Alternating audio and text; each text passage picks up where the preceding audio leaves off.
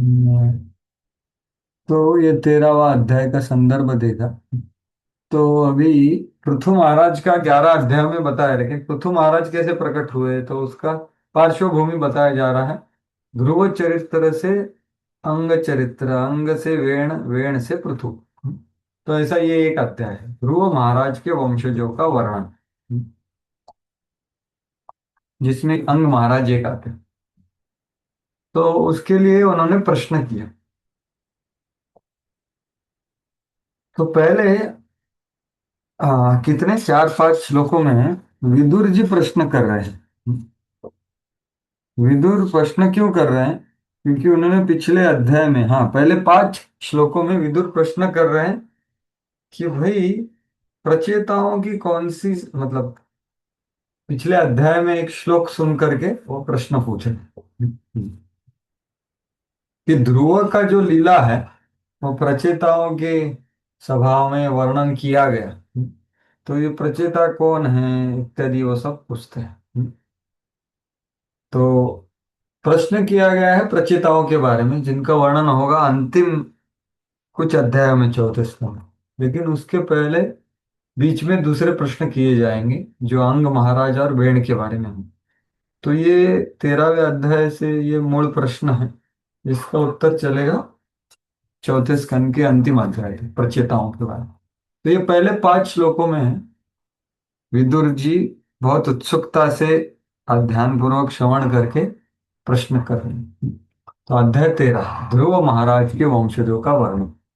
सूत उवाच निशम्य कौशार्य रविणोर्पवर्णितं ध्रुवस्य वैकुण्ठपदार पदाधिरोहणं प्रवृद्ध प्रवरूढ भावो भगवत्यधोक्षजि प्रष्टुम पुनस्तं विदुर प्रचक्रमे। कोई पढ़ सकता है इसको? पढ़ना है? हाँ, 5 श्लोक पढ़े पहले। जी प्रभु जी, हरे कृष्णा। मैं पढ़ूं? हाँ, पढ़िए। श्री सूत गोस्वामी जी ने शौनक इत्यादि समस्त ऋषियों से आगे कहा।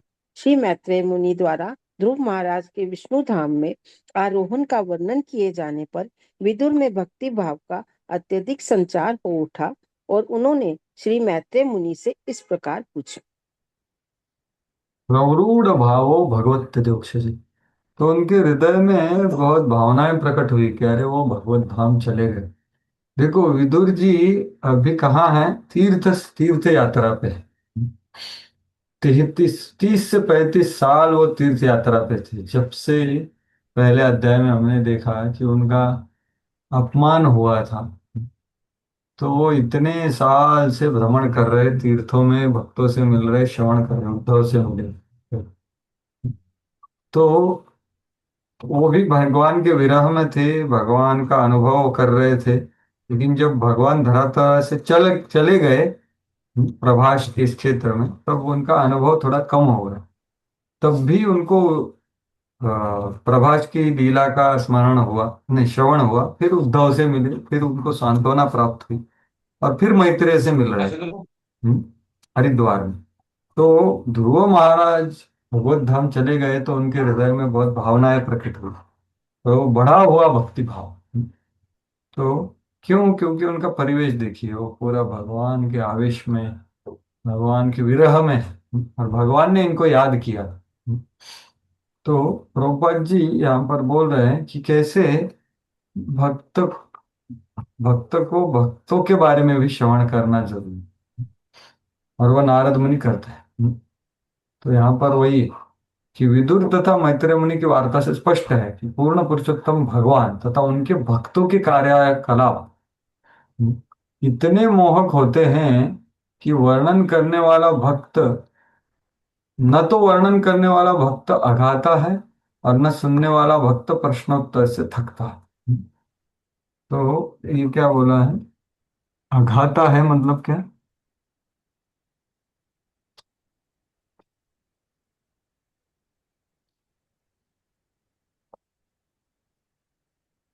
हाँ, मतलब वो थकता है वही।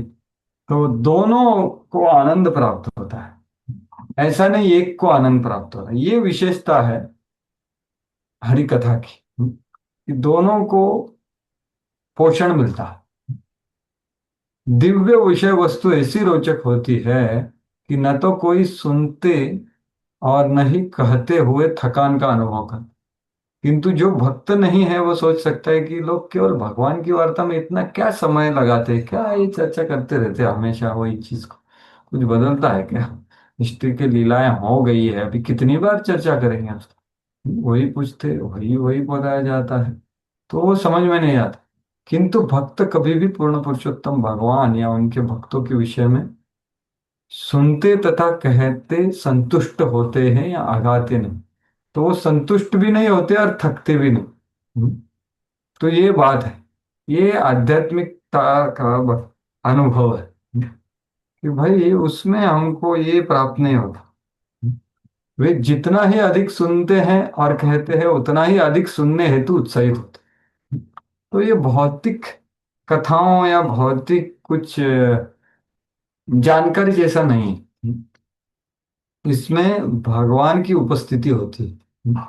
जितना वक्ता और श्रोता का चेतना और भाव सही है, उतना भगवान का उपस्थिति वहां पर होता है।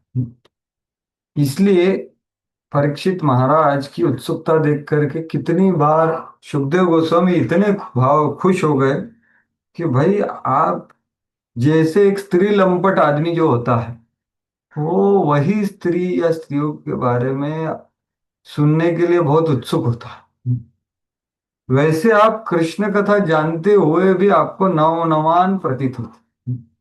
तो ये कितनी जगह पर आता है, 10वें स्कंद में विशेष रूप से आता है। सतामयम सारभृताम निसर्गो तदर्थवाणी श्रुति चेतसामपि प्रतिक्षणं नव्यवदच्युतस्य यत् स्त्रिया विटानामिव साधु वार्ता।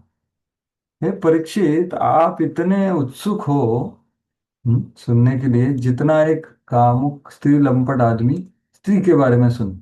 यन वो क्या बोल रहे हैं, कि नए आपको नई नई लगती है, आप बिल्कुल थक नहीं रहे।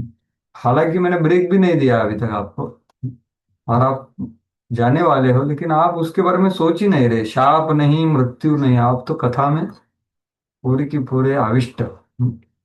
सतामयम सारभृताम निसर्गो, तो ये ही होता है एक सच्चे भक्त का स्वभाव, निसर्गो तदर्थ वाणी श्रुति चेतस प्रतिक्षणम नव्यवद अच्युत, हर क्षण उसको नव नवान अनुभव आता है।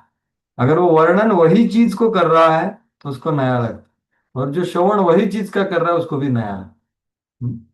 तो ये भगवान का कृपा है। तो ये बहुत सुंदर श्लोक है, और वहां पर ही परीक्षित राजा को हम, हम आपका बुद्धि बहुत ही कृष्ण में लग गया है, ऐसा वो बोलते हैं।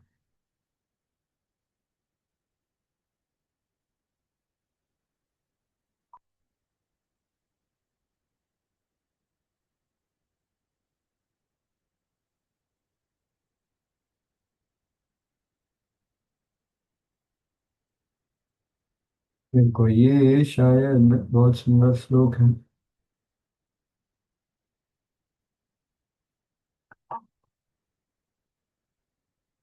हाँ, सुखदेव गोस्वामी बोल रहे हैं, सम्यक व्यवसिता बुद्ध्या।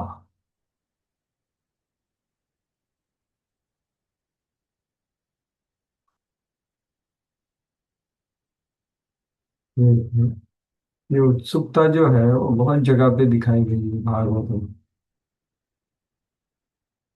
ये प्रसंग देखिए, जो सबसे आनंददायी प्रश्न किया था परीक्षित राजा ने, अघासुर के वध के बाद, ये लीला 1 साल के बाद बताई गई।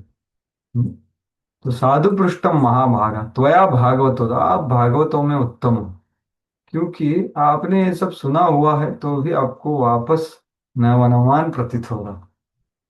और ये श्लोक मैंने बताया, और अगला श्लोक, हाँ तो ये मैं आगे बताऊंगा, ये वापस आएगा। बहुत सुंदर है। तो ये उत्सुकता है भागवत कथा की, भगवान के बारे में, भगवान के भक्तों के बारे में। तो अधिकाधिक सुनते हैं और कहते हैं, उसमें उनको उत्साहित होते हैं। और वैसा ही हरि नाम का प्रभुपाद जी बोलते हैं। ये हरि नाम का मंत्र का कीर्तन केवल 3 शब्दों का बारंबार उच्चारण है। ये शब्द हरे कृष्ण तथा राम, किंतु भक्तजन इस मंत्र को 24 घंटे कीर्तन करते थकते नहीं। तो यही अपना ध्येय है, हरि नाम हरि कथा का श्रवण और कीर्तन।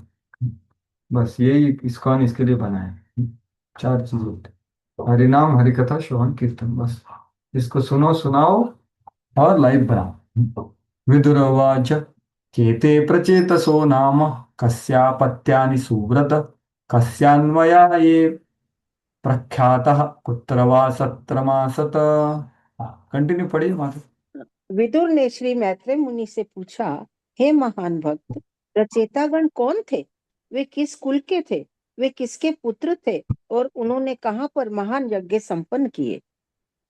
हाँ, तो ये प्रश्न आ रहा है 40वें श्लोक से, पिछले अध्याय की 40वें श्लोक से। तो वहां पर क्या बताया नारद मुनि ने, महिमानं विलोक्यस्य नारदो भगवान ऋषिः अत्तोद्यम वितुदान श्लोकान सत्रे अज्ञात प्रचेतसाम। कि ध्रुव महाराज का प्रशंसा नारद मुनि ने अपनी वीणा बजाते हुए, हाँ, प्रचेताओं के यज्ञ में उन्होंने ध्रुव महाराज की स्तुति युक्त श्लोकों का गायन किया वीणा बजाते हुए। ऐसे 40वें श्लोक में पिछले अध्याय के बताया गया। तो ये सुन करके, हाँ, विदुर जी को ये प्रश्न हुआ है, भाई ये प्रचेता कौन है, किसके पुत्र थे, कहाँ इन्होंने यज्ञ संपन्न किया, इत्यादि। तो ऐसा इसका धागा उधर है। कौन से श्लोक में है? 40वें श्लोक। 3, 12, 40, इसमें इसका ये श्लोक का धागा। मन्ये महाभागवतं नारदं देवदर्शनं येन प्रोक्तः क्रियायोगः परिचर्या विधि हरेः।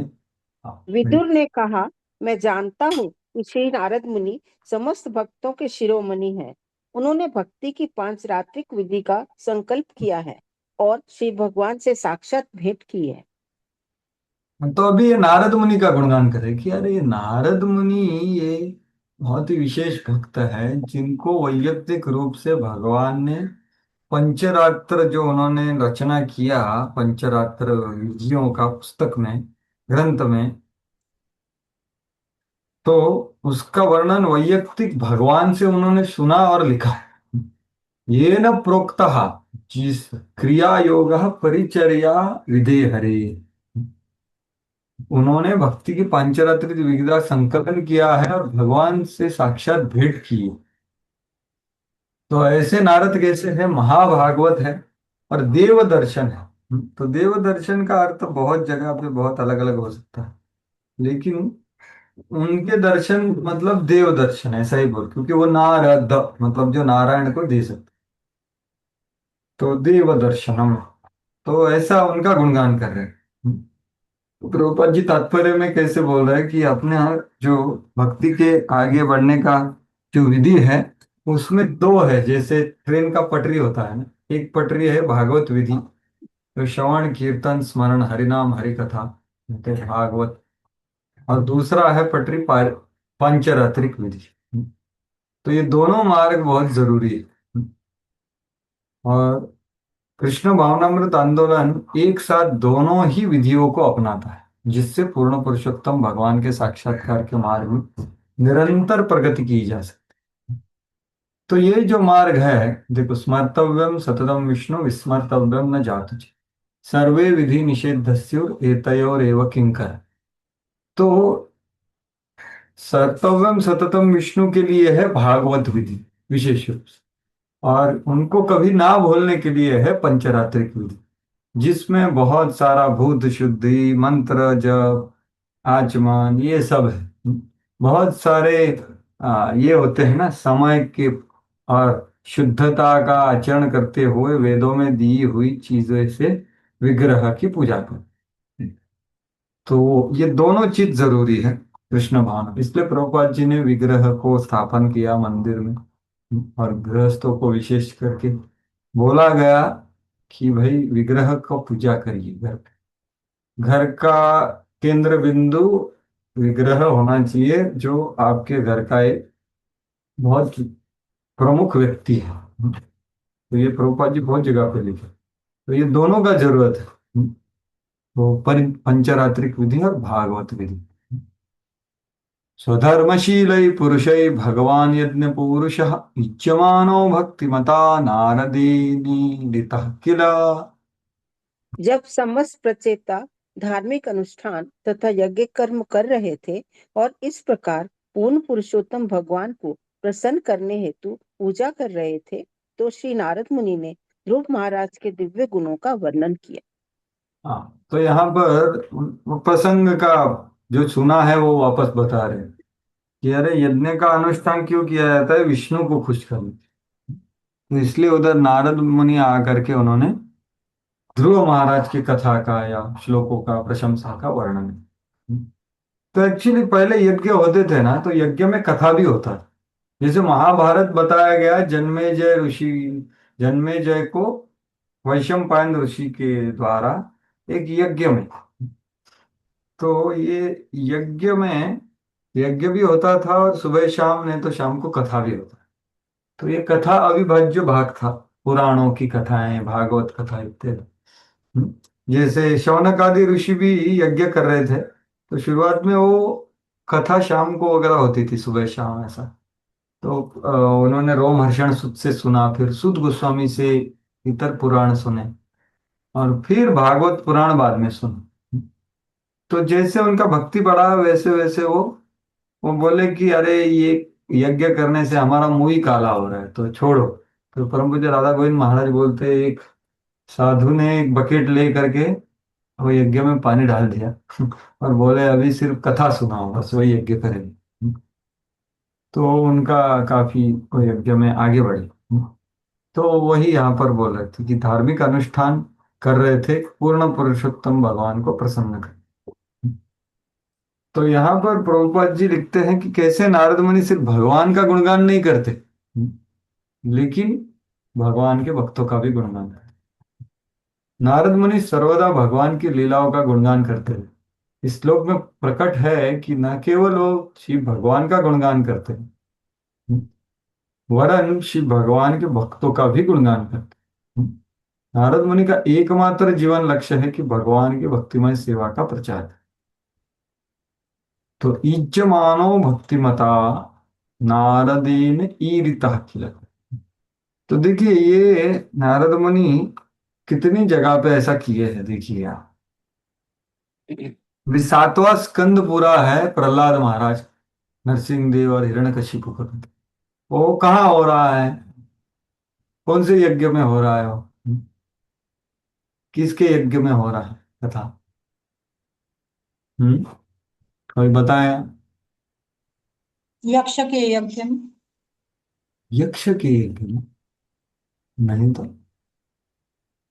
सातवां स्कंद प्रहलाद महाराज का जो कथा युधिष्ठिर महाराज को बता रहे हैं ना, वो कहाँ बता रहे हैं? सातवां स्कंद। नारद मुनि को शिशुपाल उनके सामने भगवान में प्रवेश कर दिया। तो ये कहाँ हुआ था, कौन से यज्ञ में हुआ था? शिशुपाल का वध और शिशुपाल का आत्मा राजस्व यज्ञ। हाँ, राजस्व यज्ञ। राजसूय यज्ञ में ये कथा हुई। पूरा सातवां स्कंद उधर बोला गया। तो ऐसे नारद मुनि है। और वो किसके बारे में बोल रहे हैं? भक्त के बारे में। कौन भक्त है? उनका शिष्य है वो। लेकिन उनके शिष्य की भक्ति के बोलने में उनको कितना आनंद है। तो यहाँ पर भी ध्रुव महाराज कौन है? उनके शिष्य। तो अन्यत्र भी आप देखोगे सातवें स्कंद में भी वो निमि महाराज और नवयोगेंद्र का कहानी किसको बताते हैं? वसुदेव। वसुदेव को जब नारद मुनि उनके घर पे आते, तो ऐसे वो भक्तों का गुणगान करते हैं। और जो भी प्रश्न उत्तर होता है उसमें भक्तों का गुणगान होता है। श्री भगवान ने सामाजिक जीवन के चार विभाग किए, ब्राह्मण, क्षत्रिय, वैश्य तथा शूद्र। नारद पंचरात्र में स्पष्ट वर्णन है कि प्रत्येक विभाग किस प्रकार से भगवान को प्रसन्न कर सकता है। तो देखिए ये क्यों बोला है, क्योंकि पंचरात्रिक विधि जो है उसमें हर को विग्रह सेवा करनी, लेकिन हर के लिए अलग अलग थोड़ा सा विधि में अंतर है, उनके स्वभाव के हिसाब से, उनके समय के हिसाब से, उनके ज्ञान और भक्ति के हिसाब से। तो ब्राह्मण, क्षत्रिय, वैश्य, शूद्र, तो ये बात है। तो अलग अलग थोड़े स्टैंडर्ड्स भी अलग अलग है, लेकिन सबको करना है। क्यों? क्योंकि संसिद्धिर हरितोषणम धर्म स्वनुष्ठित पुंसाम विश्वक्सेन कथा स्वया। नहीं, ये जो श्लोक है, इस सबको ये करना है। तो विशेष रूप से जो गृहस्थी में है उनको ये विग्रह सेवा, सबको अलग अलग, थोड़ा थोड़ा अलग अलग है विग्रह सेवा सबके लिए। यास्तादेवर्षिणां तत्र वर्णिता भगवत कथा मह्यम शुश्रूषवे ब्रह्मन् कार्त्स्नेनायनाष्टमर्हसि। हाँ, एक लास्ट। हे ब्रा हे ब्राह्मण, श्री नारद मुनि ने पूर्ण पुरुषोत्तम भगवान का किस प्रकार गुणगान किया और उस सभा में किन लीलाओं का वर्णन हुआ, मैं उन्हें सुनने का इच्छुक हूँ। कृपया विस्तार से श्री भगवान की उस महिमा का वर्णन कीजिए। हरे हाँ, कृष्ण, दंडवत। हरे कृष्ण। तो यहाँ पर वो उनका उत्सुकता दिखा है। ब्रह्मन मह्यम शुश्रूषवे, मैं सुनने के लिए बहुत इच्छुक हूँ, श्रद्धालु हूँ, कृपया मुझे विस्तार से बताइए, पूर्णतः से बताइए, संक्षेप में मत बताइए। अभी पूरा बचा हुआ स्कंद इसमें जाने वाला है। देखिए 13 से लेकर के 31 अध्याय, ऐसा पूर्णतः मेरे को सुनना है। तो ये उनका उत्सुकता है। विदुर जो कुछ मैत्रेय मुनि से सुनने के उत्सुक थे, उसे हम भी 5,000 वर्षों के पश्चात सुन सकते हैं, परंतु शर्त यह है कि हम पर्याप्त उत्सुक हों। तो यही उत्सुकता का शुरुआत में मैं बात कर रहा था, ये उत्सुकता बहुत जरूरी है और इसको, इसके लिए प्रार्थना करनी चाहिए। तो आगे बढ़ते हैं। अभी ये प्रश्न होगा। मैत्रेय उवाच ध्रुवस्य चोत्कलः पुत्र पितरी प्रस्थिते वनम सार्वभौम श्रियम नैच्छत् आदिराजासनम पितुः। देखो ये और पढ़ी।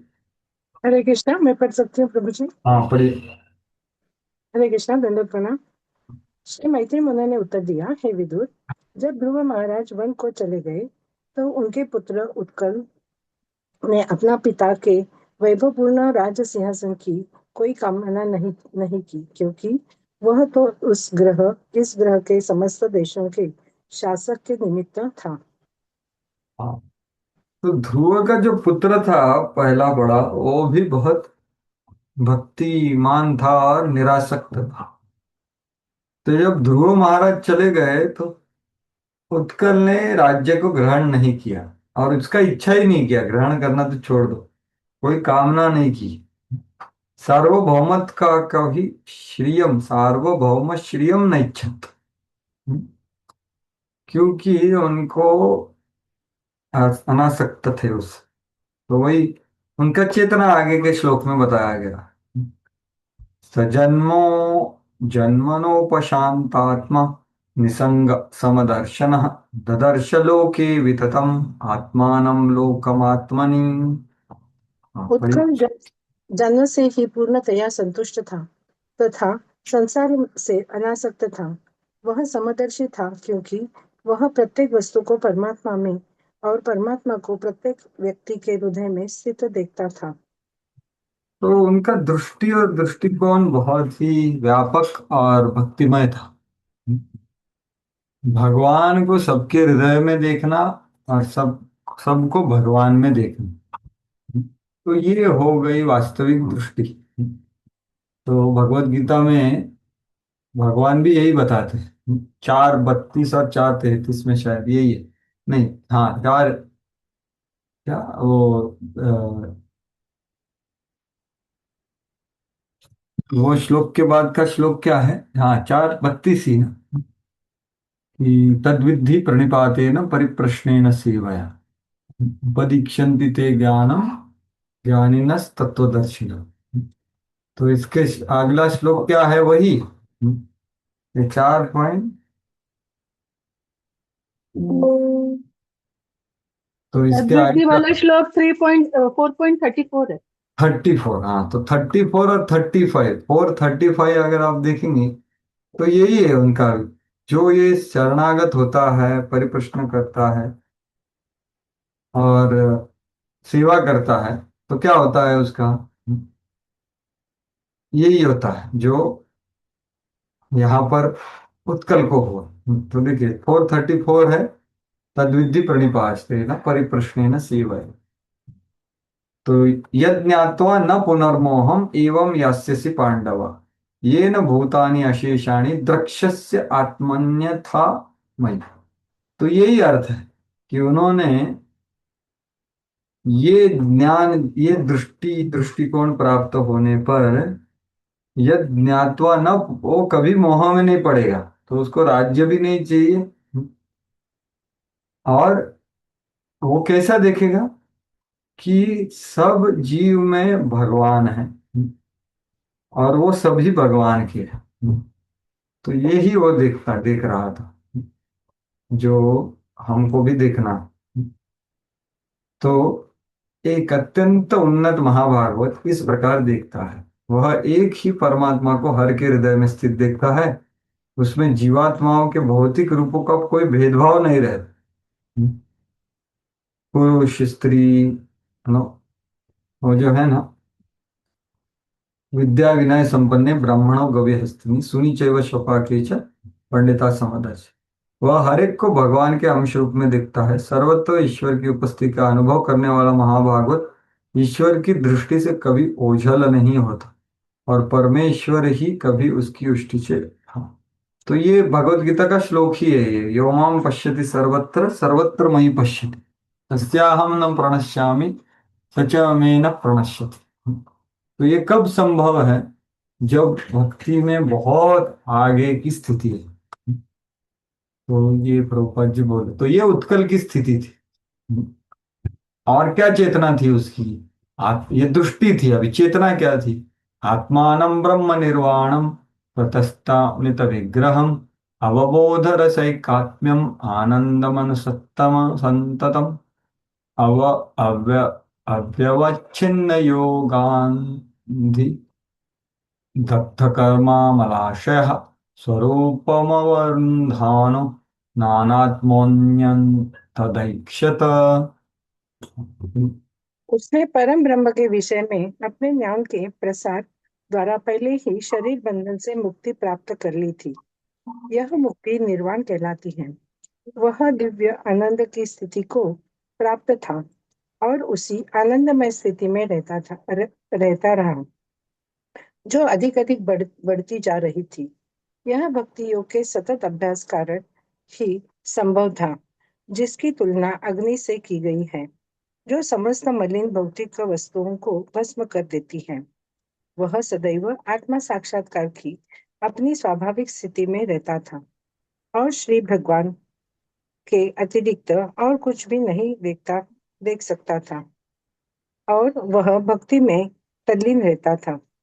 हाँ, अरे, तो ये है उसका तल्लीनता और उसका अनुभव, आनंद का अनुभव बढ़ ही रहा था। आनंदाम बुद्धिवर्धनम। तो उसका वर्णन करते हुए क्या बताया है? विग्रहम आत्मानम ब्रह्म निर्वाणम ततस्त अमित विग्रह। तो उन्होंने ब्रह्म का उपाधि रूप का भी दर्शन किया। तो उपाधि रूप ब्रह्म कौन है? और फिर प्रत्यस्तम अमित विग्रह, मतलब उपाधि रहित ब्रह्म का भी उन्होंने अनुभव किया। अवबोध रस आनंदम अनुसंततम। तो ये अवबोध रस, ये ब्रह्म, उपाधि रहित ब्रह्म का विशेष गुण है। तो ये क्या है? आपने श्रवण किया है पहले इस। तो उपाधि वाला ब्रह्मन और निरुपाधि ब्रह्मन, ये क्या है? किसको याद है? यस, हरे कृष्ण। हाँ बोलिए माँ। हरे कृष्ण, निरुपाधिक ब्रह्म कहते हैं मतलब परमात्मा को हमको। हम्म। और सोपाधिक, उल्टा बोल दिया। हाँ उल्टा एग्जैक्टली। हाँ, सोपाधिक बोलते हैं परमात्मा को, और निरुपाधिक बोलते हैं भगवान को। तो ये क्या है उपाधि मतलब? मतलब उपाधि की, परमात्मा जो भौतिक जगत के ही परमात्मा होते हैं, तो वो भौतिक जगत में उपाधि मिलती है, तो ये सोपाधिक। और जो आध्यात्मिक जगत के भगवान है, तो वहाँ उपाधि नहीं होती है। बिल्कुल, तो उपाधि मतलब क्या कि एक जगह को उनका जो प्रभाव है वो सीमित होता है, उसको बोलते हैं उपाधि। तो महाविष्णु जो है उनका उपाधि, उपाधि रूप पुरुष है। तो भौतिक जगत में उनका प्रभाव है शक्ति का, लेकिन निरुपाधि भगवान मतलब भगवान, वो आध्यात्मिक जगत में है। उनका प्रभाव में कुछ सीमितता नहीं है कि सिर्फ आध्यात्मिक जगत में है, ऐसा नहीं। वो सब जगह पे उनका प्रभाव अनुभव सब है। तो ये दोनों उन्होंने अनुभव किया, स्वउपाधिक ब्रह्म निरुपाधिक ब्रह्म। तो ये शिल श्रीधर स्वामी लिखते हैं, अकाम सर्व कामो व मोक्ष काम उदारधि तीव्रेण भक्ति योगेन यजेत पुरुषम परम। तो परम पुरुष ये निरूपाधिक परम पुरुष है, ये जो तीव्र भक्ति द्वारा आदमी कौन से भी इच्छाओं को पूरा कर सकता है। तो वही, तो ये दोनों चीज का उन्होंने अनुभव किया। और अवबोध रसोदये न शश्वन् निवृत्त तमसः सदनुग्रहाय, ऐसे ब्रह्मा जी का प्रार्थना है। वही अवबोध रस मतलब ये अंतरंग शक्ति का और भगवान का जो आनंद का आदान प्रदान होता है वो होता है अवबोध रस।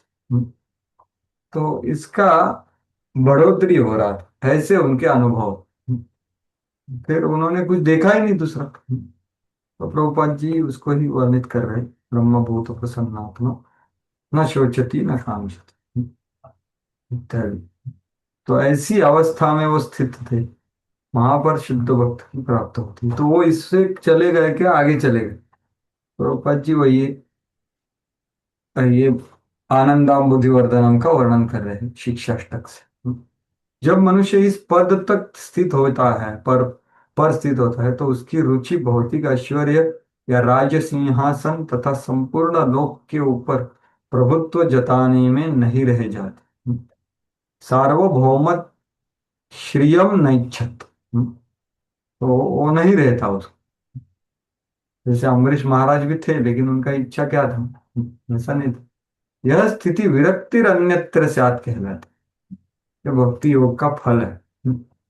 ये अभ्यास नहीं है कि इसको छोड़ो, नाइति नाइति, ऐसा नहीं।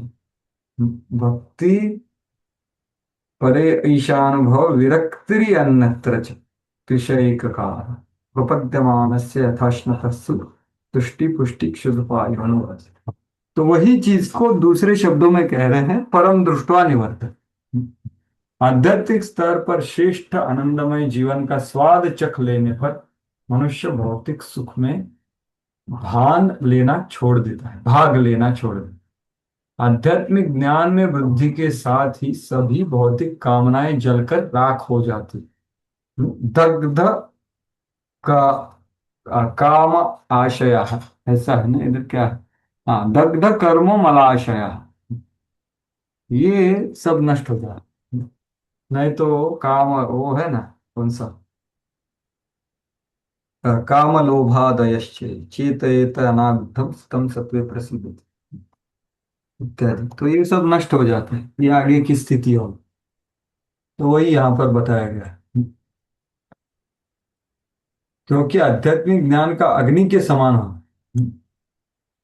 तो ये आध्यात्मिक ज्ञान है, ये भक्ति भगवान के बारे में, भगवान भक्त और भगवान, भक्त भक्ति और भगवान, ये तीनों के बारे में। बद्ध जीवात्मा अपने पूर्व जन्म के कर्म फलों से भरा होता है, किंतु यदि वह केवल भक्ति करे तो ये सभी गंदी वस्तुएं तुरंत जलकर राख होती। तो नारद पंचरात्र में भी इसका वर्णन है। ये शुद्ध भक्ति का परिभाषा है। सर्वोपाधि विनिर्मुक्तम तत्परत्वेन निर्मलम ऋषिकेश सेवनम भक्तिर उच्यते। तो ये सर्वोपाधि विनिर्मुक्तम मतलब क्या कि हमारे दैहिक उपाधियों से और उपाधियों से जनित इच्छाओं से मुक्त हो। अन्याभिलाषिता शून्यम का अर्थ है। और निर्मलम मतलब ज्ञान कर्मादि अनावृता, उसमें हमारे अभिधेय में मिश्रण नहीं है, ना हमारे प्रयोजन में मिश्रण है, उपाधि से वो प्रकट। और तत्परत्वेन मतलब आनुकूल्येन, कृष्णानुशीलनम मतलब ऋषिकेन ऋषिकेश सेवा। तो ये है शुद्ध भक्ति का अनुशीलन, जिससे क्या होता है, क्लेशाग्नि। तो क्लेशाग्नि मतलब ये सब राख हो जाता है। अप्रारब्धम फलम पापम कूटम बीजम फलोन्मुख क्रमेण प्रलीयत विष्णु भक्ति रतात्मा। तो क्लेशाग्नि का यहाँ पर वर्णन हो रहा है। जब शुद्ध भक्ति का जितना मिश्रण कर रहा है उतना उसको समय लगेगा, कितना भी समय लग सकता। जड़ा जड़ांधबधिरोन्मत्त मूकाकृतिरन मूकाकृतिरतन्मतिः लक्षितः पथि बालानां प्रशांतार्चिरिवानलः। हाँ, बड़ी अंतिम श्लोक। ज्ञानी राह चलते लोगों को उत्कल, मूर्ख, अंधा, गूंगा, बहरा तथा पागल सा प्रतीत होता था, किंतु वास्तव में वह वैसा ऐसा था नहीं। वह उस अग्नि के समान बना रहा जो राख से ढकी होने के कारण लपेटों से रहित होती है। हाँ, तो अंदर तो पूरी आग है लेकिन लपेटे नहीं है उसमें, इसलिए देख नहीं पा रहा। तो वो छुपा रहा था, जैसे जड़ भरत है। तो ऐसा दिखा रहा था, वो थे बहुत ऊंचे स्तर पे, लेकिन दिखा रहे थे कि मैं मूर्ख हूं, अंधा हूं, गूंगा हूं, बहरा हूं, पागल हूं इत्यादि। तो ये जड़ भरत जैसा ही वर्णन है। तो ऐसा क्यों करते हैं ये लोग? जैसे हमारे ये थे ना, गौर किशोर दास बाबा जी में। तो वो कहाँ जाकर जब करते थे? लेटरिन में जाकर। क्यों? क्योंकि भौतिकतावादी लोगों से ना उनका इच्छा देखने का था, ना बात करने का था, ना वार्तालाप करने का था। तो ये उनका भाव होता है। विरोधाभासों, उलझनों तथा भौतिकवादी व्यक्तियों द्वारा पैदा की जाने वाली प्रतिकूल परिस्थितियों से अपने आप को बचाने हेतु जड़ भरत या उत्कल जैसे महान साधु पुरुष चुपचाप रहते। तो अपने आप को वो मूर्ख भी दिखा देते, इतने हद तक कि उनको मारा जा रहा था जड़ भरत, तो भी वो कुछ नहीं बोले। सोचिए, तो उनका स्तर कितना ऊंचा था। जो अल्पज्ञानी है वैसे ऐसे साधु पुरुष को पागल, बहरा या गूंगा समझते हैं। जैसे सुखदेव गोस्वामी भी ऐसे ही नंगे चल रहे थे और कुछ लोग उनको पत्थर मार रहे थे, उनको पता नहीं ये कौन है। तो वो ऐसा दिखा रहे थे कि मैं ऐसा ही हूं। वास्तव में उन्नत भक्त ऐसे लोगों से बातचीत करने से बचते हैं जो भक्तिमय जीवन में नहीं बिताते, किंतु जो भक्ति करते हैं उनसे वे मित्रता पूर्वक बोलते हैं, और जो अबोध है उनको प्रबुद्ध करने हेतु बोलते हैं। तो देखिए, ये कभी कभी बोलते हैं, जैसे जड़ भरत ले लीजिए। तो वो परमहंस स्थिति पे थे। उनको ऋषभ देव ने ही चयन किया था कि भाई नवयोगेंद्र से श्रेष्ठ है ये भरत, इसका भजन करो आप लोग सब। तो ये बहुत बड़ा भक्त है। तो ये भगवान की इच्छा से सब भरत राजा का कथा हो। तो भाव स्तर। तो ये जड़ भरत जी परमहंस स्तर पे थे। तो उन्होंने रजोगुण, तमोगुण और सत्वगुण के लोगों से अलग अलग व्यवहार। तो वो किन से बोले नहीं? वो ना ही उनके परिवारजनों से बोले जो रजोगुणी थे, लेकिन उनको उन्होंने दर्शन दिया अपना।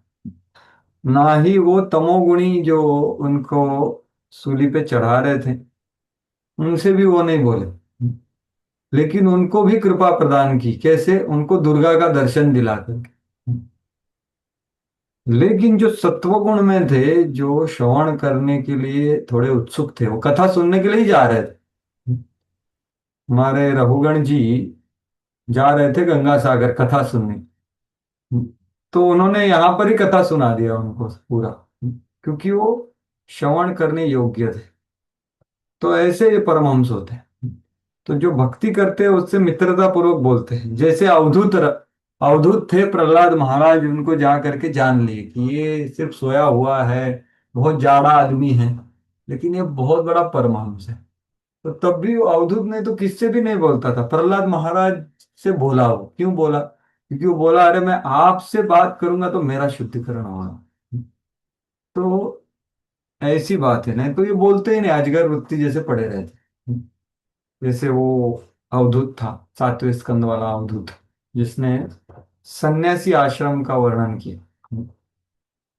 तो अबोध है, उनको प्रबुद्ध करने के लिए तो बोलते हैं, नहीं तो मित्रता भक्त मतलब प्रेम मैत्री कृपा उपेक्षा वैसा ही कुछ। हालांकि वो मध्यम अधिकारी का स्तर है, लेकिन ये लोग भी जहां पर जरूरत है, जहां पर कृष्ण के बारे में, कृष्ण की कृपा बांटी जा सकती है, तब भी वो व्यक्त होते हैं। नहीं तो वो शांत रहते, अपने अपने अपने अपने चिंतन में, भगवत भक्ति में मस्त रहते। एक तरह से सारा संसार अभक्तों से भरा पड़ा है।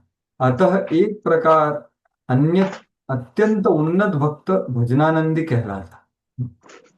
और दूसरा प्रकार का उन्नत भक्त क्या होता है? गोष्ठ्यानंदी। किंतु जो गोष्ठ्यानंदी है वे भक्तों की संख्या बढ़ाने के हेतु उपदेश देते हैं। तो ये दोनों आनंदी होते हैं, ये पहली बात है। ये सिर्फ कार्य नहीं कर रहे, किंतु ऐसे उपदेशक भी उन विरोधी तत्वों से बचते रहते हैं जो आध्यात्मिक जीवन के प्रतिकूल है। तो जो गोष्ठानंदी बोलने वाले हैं ना, वो भी ऐसे लोगों से दूरी रहते। तो ऐसा उनका आचरण होता है। तो 10वें स्कंद में सुखदेव गोस्वामी भी बोलते हैं, कभी कभी झरने जो होते हैं, तो वो झरने आ, किसी पहाड़ पर झरने आते हैं और कभी कभी नहीं आते। तो वो क्या है, ऐसे साधु है, वो उचित समय पर उचित व्यक्ति को उचित उपदेश देते हैं, नहीं तो शांत रहते। वो उनका स्वतंत्र होता है। यही यहाँ पर उत्कल के बारे में बोला गया प्रभुपाद जी। मत्वा तं जडमुन्मत्तं कुलवृद्धः सकृणः वत्सरं भूपतिं चक्रूर यविवान संभ्रमे सुतम। कोई और पढ़े?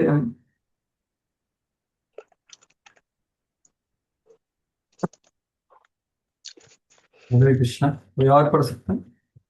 हाँ प्रभु जी, मैं पढ़ू क्या? हम्म, पढ़िए, 5 लोग पढ़िए। हाँ हाँ। हरे कृष्णा। फलतः मंत्रियों तथा कुल के समस्त गुरुजनों ने समझा कि उत्कल बुद्धिहीन और समुचित ही पागल है। इस प्रकार उसका छोटा भाई, जिसका नाम वत्सर था और जो ब्रह्मी का पुत्र था, सिंहासन पर बिठा दिया गया और वह सारे संसार का राजा हो गया। धन्यवाद प्रभु। तो देखिए, सब लोग उनको सचमुच पागल समझते हैं। सिर्फ सुखदेव गोस्वामी और भगवान को पता है वो कौन है। जैसे अवंती ब्राह्मण या पुरुरवा। तो इसलिए क्या हुआ, फिर उसका छोटे भाई भ्रमी, जो वत्सर था, भ्रमी का पुत्र, उसको राजा बनाया गया। तो देखिए, उनको कोई जान नहीं पाया, क्योंकि उनको जानने के लिए उतना चेतना चाहिए। जैसे प्रहलाद महाराज उसको जान पाए, वैसी। तो प्रभुपाद जी थोड़ा व्यवहारिक चीज में लिखते हैं कि जब राजतंत्र तो था, किंतु नितांत निरंकुशता न थी। मतलब क्या, मोनार्की थी लेकिन ऑटोक्रेसी नहीं थी, ऐसा बोल। निरंकुशता मतलब ऑटोक्रेसी। परिवार के गुरुजन तथा मंत्री परिवर्तन ला सकते थे। तो ये है मोनार्की। मोनार्की मतलब राजतंत्र। राजतंत्र मतलब जो राजा होता है ना, वो पूरा ऋषि मुनि और ब्राह्मणों के मार्गदर्शन से पूरा राज्य चलाता है। तो उनके पास शक्ति थी वैसी, गुरुजन और मंत्रियों। तो बोले वो परिवर्तन ला सकते थे और उनके लिए उचित व्यक्ति चुन सकते थे। यद्यपि राज परिवार का कोई व्यक्ति सिंहासन का अधिकारी बन सकता है, लेकिन वही वो उचित व्यक्ति होना चाहिए, ना कि सिर्फ नेपोटिज्म। मतलब क्या, वंशवाद नहीं। तो वही है। लेकिन आज भी जहां कहीं भी राजतंत्र है, कभी कभी मंत्री तथा परिवार के गुरुजन मिलकर राज परिवार के किसी एक सदस्य के बजाय किसी दूसरे सदस्य को चुनकर सिंहासन पर बिठा देता। तो ऐसा होता है। स्वर्वि स्वर्विस्थिवत्सरश्रेष्ठा भार्यासूत षडात्मजान् कृष्णार्णं तिग्मकेतुं च ईशमूर्जं वसुंजयम्। राजा वत्सल की अत्यंत प्रिय पत्नी स्वर्षिथी ने यह 6 पुत्रों को जन्म दिया, जिनके नाम थे पुष्णार्क, तिग्मकेतु, ईश, ऊर्ज, वसु तथा जय। हाँ, तो इनकी पत्नी का नाम था वत्सर की इष्टा। तो इष्टा को बहुत अच्छा बताया गया। तो वो वत्सर की पत्नी इष्टा मतलब पूज्य बताया गया। मतलब क्या? वत्सर की पत्नी समस्त उत्तम गुणों वाली थी। सदैव पति को समर्पित, आज्ञाकारिणी और स्नेहयुक्त थी। गृहस्थी कार्यों में संभालने में निपुण। तो तब भी एकदम सब कुछ शांति पूर्वक रहता। यदि पति तथा पत्नी दोनों उत्तम गुणों से युक्त हो और शांति पूर्वक रहे तो उनकी संतानें भी उत्पन्न होती। तो अभी आप देखेंगे ये क्यों बता रहे प्रभुपाद, क्योंकि आगे अंग महाराज और उनकी पत्नी का वर्णन है। उनको कैसा पुत्र प्राप्त हुआ। वो तो बहुत ही डेंजर पुत्र था। क्योंकि उन अंग महाराज तो बहुत ऊंचे भक्त थे, लेकिन उनकी पत्नी में सुनीता जो थी उनका बहुत ही थोड़ा मिश्र व्यवहार था, क्योंकि वो मृत्यु की बेटी थी। तो उनके पुत्र कैसे प्रकट हुए देखिए। तो ये दोनों को अच्छे गुण वाला होता है तब बच्चे अच्छे पैदा होते, ऐसा वर्णन। पुष्प अभी पूरा वंशावली का वर्णन है। कृष्णाणस्य प्रभा भार्या दोषाश्च द्वे बभूवतः प्रातमर्ध्यं दिनं सायं इतिहासं प्रभासुतः। पुष्णार्क के 2 पत्नियां थी, जिनके नाम प्रभा तथा दोषा थे। प्रभा के 3 पुत्र हुए, जिनके नाम प्रातः, मध्यम दिनम तथा सायं थे। हाँ, प्रदोषो निशितो विष्ट इति दोषस्तुतस्त्रयः इष्टः सुतं पुष्करिण्यां सर्वतेजसमादधे। बड़ी। दोषा के 3 पुत्र थे, प्रदोष, निशीथ तथा विष्ट। विष्ट की पत्नी का नाम पुष्करणी था, जिसने सर्वतेजा नामक अत्यंत बलशाली पुत्र को जन्म दिया। सचक्षुः सूतमाकृत्यां पत्न्यां मनुमवापः मनोरसुतः महिषी विरज्जानंगवलासुतान्। सर्वतेजा की पत्नी आकुति ने एक पुत्र को जन्म दिया, जिसका नाम चक्षुक था, जो मनु कल्पांत में छठा मनु बना। चाक्षुक की मनु की पत्नी नंगवला ने निम्नलिखित निर्दोष पुत्रों को जन्म दिया: पुरु, कुत्स, त्रित, द्युम्न, सत्यवान, उरुत, उरत, अग्निष्टोम, अतिरात्र, प्रद्युम्न, शिबी तथा उल्मुख। तो ये चक्षुष मनवंतर जो है वो छठा, वो ध्रुव महाराज का वंश से थी। तो वही आ गया इधर 17वां श्लोक। तो एक श्लोक नहीं पढ़ा हमने। उल्मुको अजयन् पुत्रान् पुष्करिण्यां षडुत्तमान् अंगम सुमनसं ख्यातिं कृतमंगीरसं गयम्। उल्मुख के 12 पुत्रों में से 6 पुत्र उनकी पत्नी पुष्करणी से उत्पन्न हुए। वे सभी अत्यंत सुंदर थे। उनके नाम थे अंग, सुमना, ख्याति, क्रतु, अंगिरा तथा गय। हाँ, तो ये बहुत बड़े राजा है। तो अभी ये अंग महाराज का इधर इंट्रोडक्शन हो गया। तो अभी अंग अंग के बारे में, पहले पुत्र के बारे में बता रहे हैं।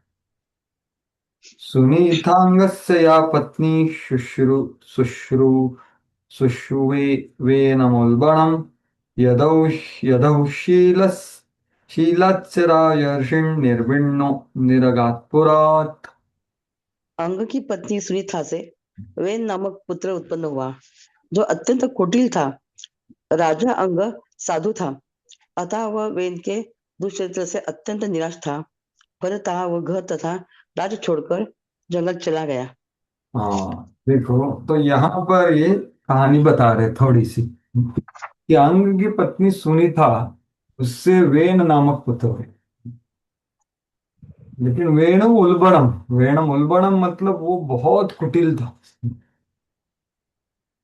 यत दौ दौशिल्यात, तो सुशील्य और दौशिल्य, दौशिल्य मतलब बुरा आचरण से राजर्षि निर्विण्णो निरगात्पुर, तो राजर्षि इतना निराश हो गया कि उसने राज्य छोड़ के चला गया, अंग मारा।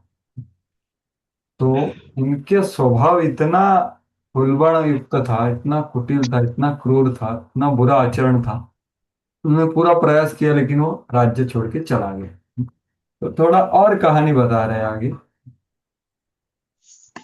यमंगशेपुः कुपिता वाग्भरजामुनयः किल गतास्तोस्तस्य भूयस्ते मन्मथोर्दक्षिणं करम् अराजके तदा लोके दस्युभिः पीडिताः प्रजाः जातो नारायणं शेन पृथुराद्य ईश्वरः।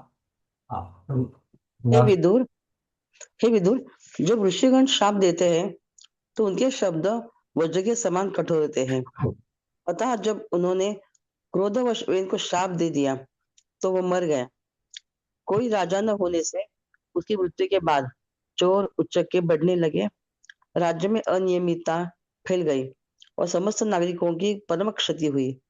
यह देखकर ऋषियों ने वेन की दाहिनी भुजा को दंड बना लिया और मरने के कारण भगवान विष्णु अपने अंश में संसार के आदि सम्राट राजा पृथ्वी के रूप में अवतरित हुए। हाँ, तो उन्होंने बहुत संक्षेप रूप से कहानी बता दिया कि पृथु महाराज का जन्म कैसा हुआ और वेण का मृत्यु कैसा करवाया गया, किसके द्वारा, कुपिताशेपु मुनयः, तो मुनि लोगों ने क्रोधित होकर के उनको शाप दिया। एक्चुअली शाप भी नहीं, उन्होंने सिर्फ कहा, ऐसा किया, तो उससे वो मर गए। और फिर उन्होंने उनको ही ये करके, तो आगे बहुत सारा वर्णन आएगा इसका। और फिर पृथु महाराज को उनको चर्निंग करके, तो क्या किया उन्होंने, मथना, मथा। तो यहाँ पर प्रभुपाद जी उनकी शक्ति का वर्णन करें कि राजतंत्र प्रजातंत्र से उत्तम होता है। ये क्या है, राजतंत्र मतलब मोनार्की, और प्रजातंत्र मतलब क्या, लोकशाही। तो उसको क्या बोलेंगे इंग्लिश में, डेमोक्रेसी। डेमोक्रेसी मतलब डिमोक्रेसी प्रॉपर होता है। प्रजातंत्र मतलब प्रजा द्वारा, प्रजा के लिए, प्रजा ही नरक में लेके जाए, क्योंकि ये शास्त्रिक नहीं है। राजतंत्र शास्त्र के आधार से चलता है, ना कि वोट के आधार।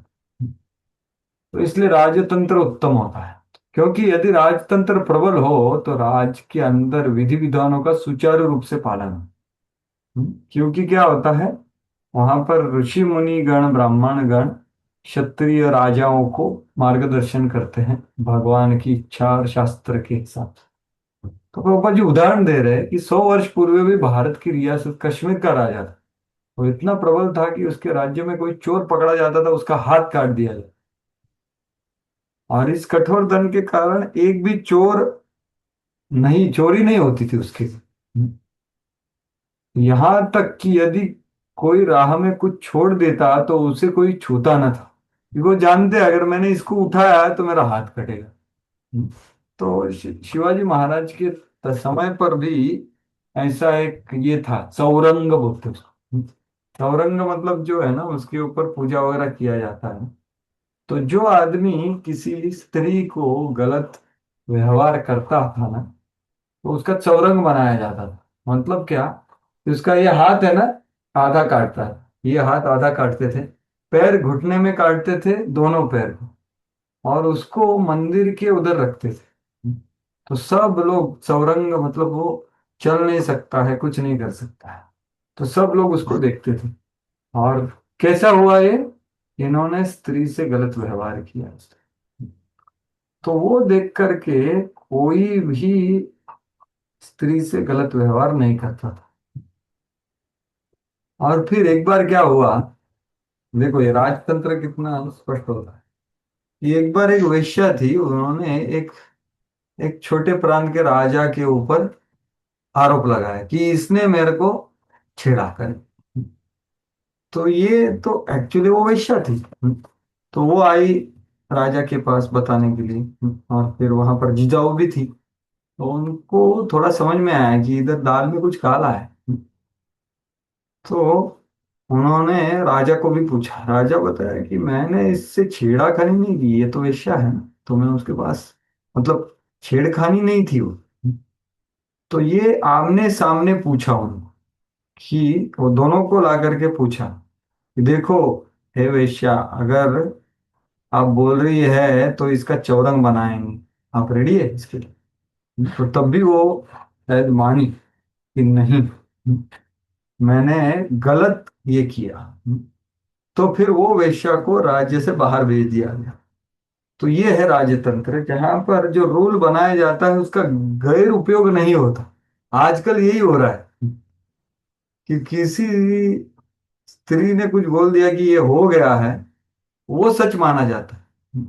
लेकिन यहाँ पर न्याय कैसा दिया जा रहा है देखिए, पॉलिसी के हिसाब से नहीं, प्रिंसिपल के हिसाब से। और प्रिंसिपल कौन देख सकता है? जो ऐसा परिपक्व है, जैसे जिजाऊ थी। और फिर रो राजा को छोड़ा दिया। मतलब बोलने का तात्पर्य यह है कि जितना हम तथाकथित पॉलिसियां बनाएंगे सिर्फ, और कुछ प्रशिक्षण नहीं देंगे, तो ये नए पॉलिसी बनेंगे तो उसको तोड़ने के लिए लोग दूसरा कुछ बनाएंगे, तो फिर नए पॉलिसी बनते जाएंगे और पाप चलता रहेगा, उसका कुछ होने नहीं वाला। लेकिन ऐसा अभी देखिए यहाँ पर भी वैसा ही हो रहा है। तो ये था चोरी, चोरी का इधर। तो ये है उचित राजतंत्र, जो प्रभुपाद उदाहरण। तो तथाकथित प्रजातंत्र में क्या होता है? और जहां कहाँ चोरी होती है, पुलिस वहां पहुंचकर मामले की पंजीबद्ध करती है, हाँ ठीक है भाई एफआईआर लिख लो। किंतु सामान्यतः चोर कभी पकड़ा नहीं जाता और ना उसे दंड दिया जाता है। असमर्थ सरकार होने से इस समय पूरे संसार में चोर उचक्कों का तथा ठगों की भरमार है। तो ये बात है। हालांकि अभी स्थिति थोड़ी सुधरी है, लेकिन प्राय ऐसा ही है। विदुरवाच, तो ये पूरा उन्होंने प्रश्न किया अभी।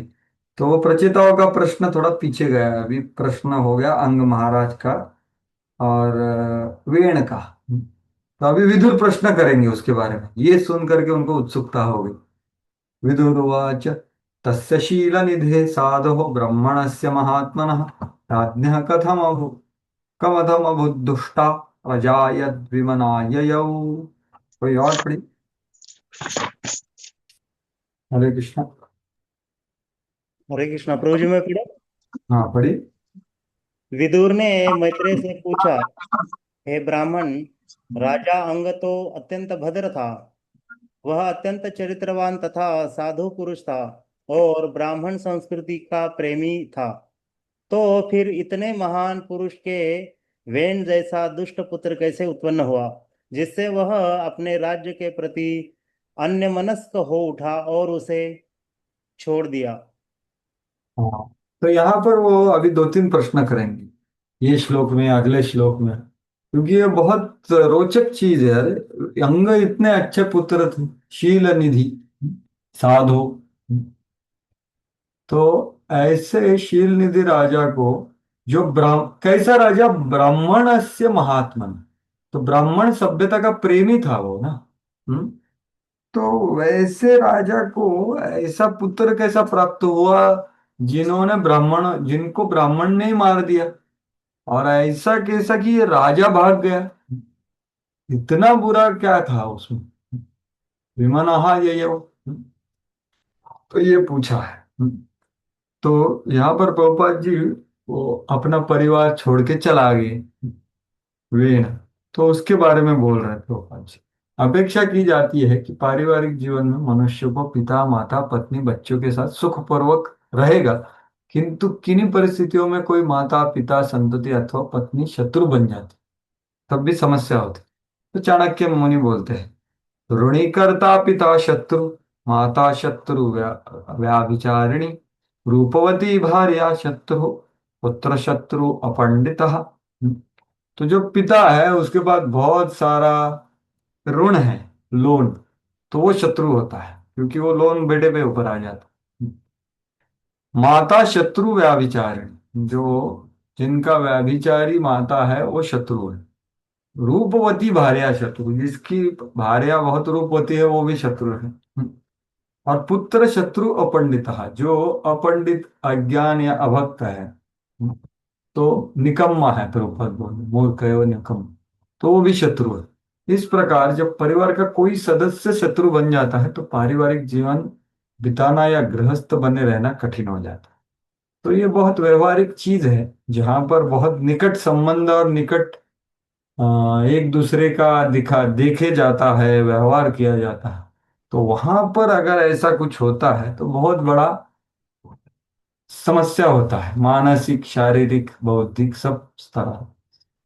इसलिए वैदिक संस्कृति के अनुसार मनुष्य को 50 वर्ष के बाद अपने परिवार वालों से विदा लेनी चाहिए, जिससे कि उसका शेष जीवन कृष्ण चेतना की खोज में लगाया जा सके। तो प्रभुपाद जी उसके बाद का बारे में बोल, तो ये ऐसा है कि वाहोवेन उद्दिश्य ब्रह्मदंडमयुयुजन दंडव्रत धरे राज्ञी मुनयो धर्म कोविदा।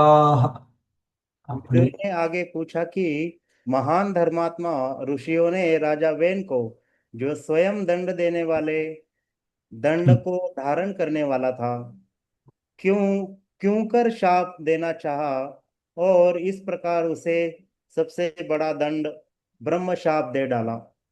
हाँ, तो एक्चुअली राजा ही दंड देने के लिए उसका उत्तरदायित्व है, लेकिन उसको ही इतना दंड दे दिया, और कितना बड़ा दंड दिया, क्योंकि ऋषि तो धर्म को ही धोते हैं, वो उल्टा कैसे करेंगे।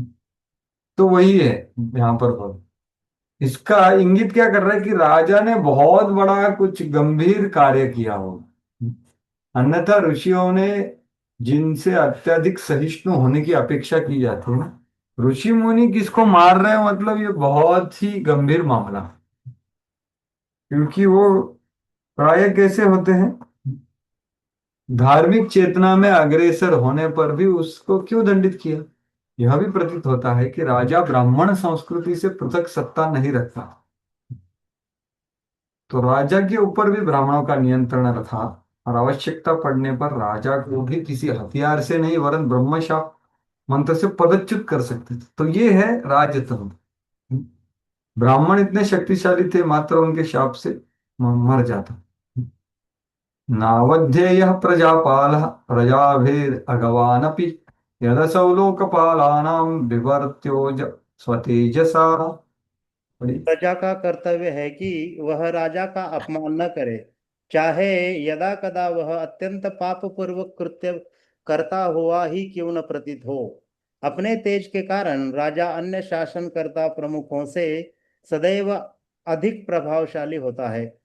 हाँ, तो देखिए यहाँ पर एक सिद्धांत बताया जा रहा है कि कभी कभी राजा ने कुछ गलत कार्य कर भी दिया, लेकिन उसका अपमान नहीं किया जाता। अत्यंत पापपूर्ण कृत्य करता हुआ क्यों ना हो तो भी सोचिए उसका अपमान नहीं किया जाता। तो आप याद कीजिए, सनातन गोस्वामी अपने आपके घर में बैठे थे और उन्होंने सिक लीव बोला राजा को कि अरे मेरा स्वास्थ्य ठीक नहीं है, लेकिन राजा को पता चला कि अरे ये सिक भी कुछ नहीं है, घर पे बैठ के भागवतम पढ़ रहा है ब्राह्मण के साथ। तो राजा, वो ब्राह्मणों की सभा में जहां पर भागवत कथा चल रही थी, चर्चा चल रही थी, वहां पर वो नवाब हुसैन शाह जो पापी राजा था वो वहां पर गया। तो सभी ब्राह्मण ने उसको आदर किया, सब उड़ गए, क्योंकि राजा कौन रहता है, भगवान का प्रतिनिधि। हालांकि उनके आदेशों का पालन नहीं किया उसने, इसलिए उनको जेल में डाला। बोलने का तात्पर्य है कि आदर किया जाता है, ये है। क्योंकि उसका एक शक्ति होता है, लेकिन उसको यहाँ पर मार दिया, मतलब यहाँ पर बहुत ही बड़ा मामला है। तो ये बात है। किंतु वेन के विषय में ऐसा प्रतीत होता है कि उनको नर देवताओं ने शाप दिया, जिससे यह निष्कर्ष निकाला गया कि उसके पाप करना अत्यंत गंभीर थे। वे प्रश्न ही बोल रहे। तो यह शिष्टाचार है कि प्रजा न तो ब्राह्मण का न क्षत्रिय राजा का कभी अपमान करते। भले राजा पापी प्रतीत होता किंतु प्रजा उसका अपमान नहीं करती। लेकिन यहाँ पर ऐसा क्यों हो रहा? तीर्थदाख्या हि मे ब्रह्मन् सुनिधातात्मचेष्टितम् श्रद्धदानाय भक्ताय त्वं परावर वित्तमः।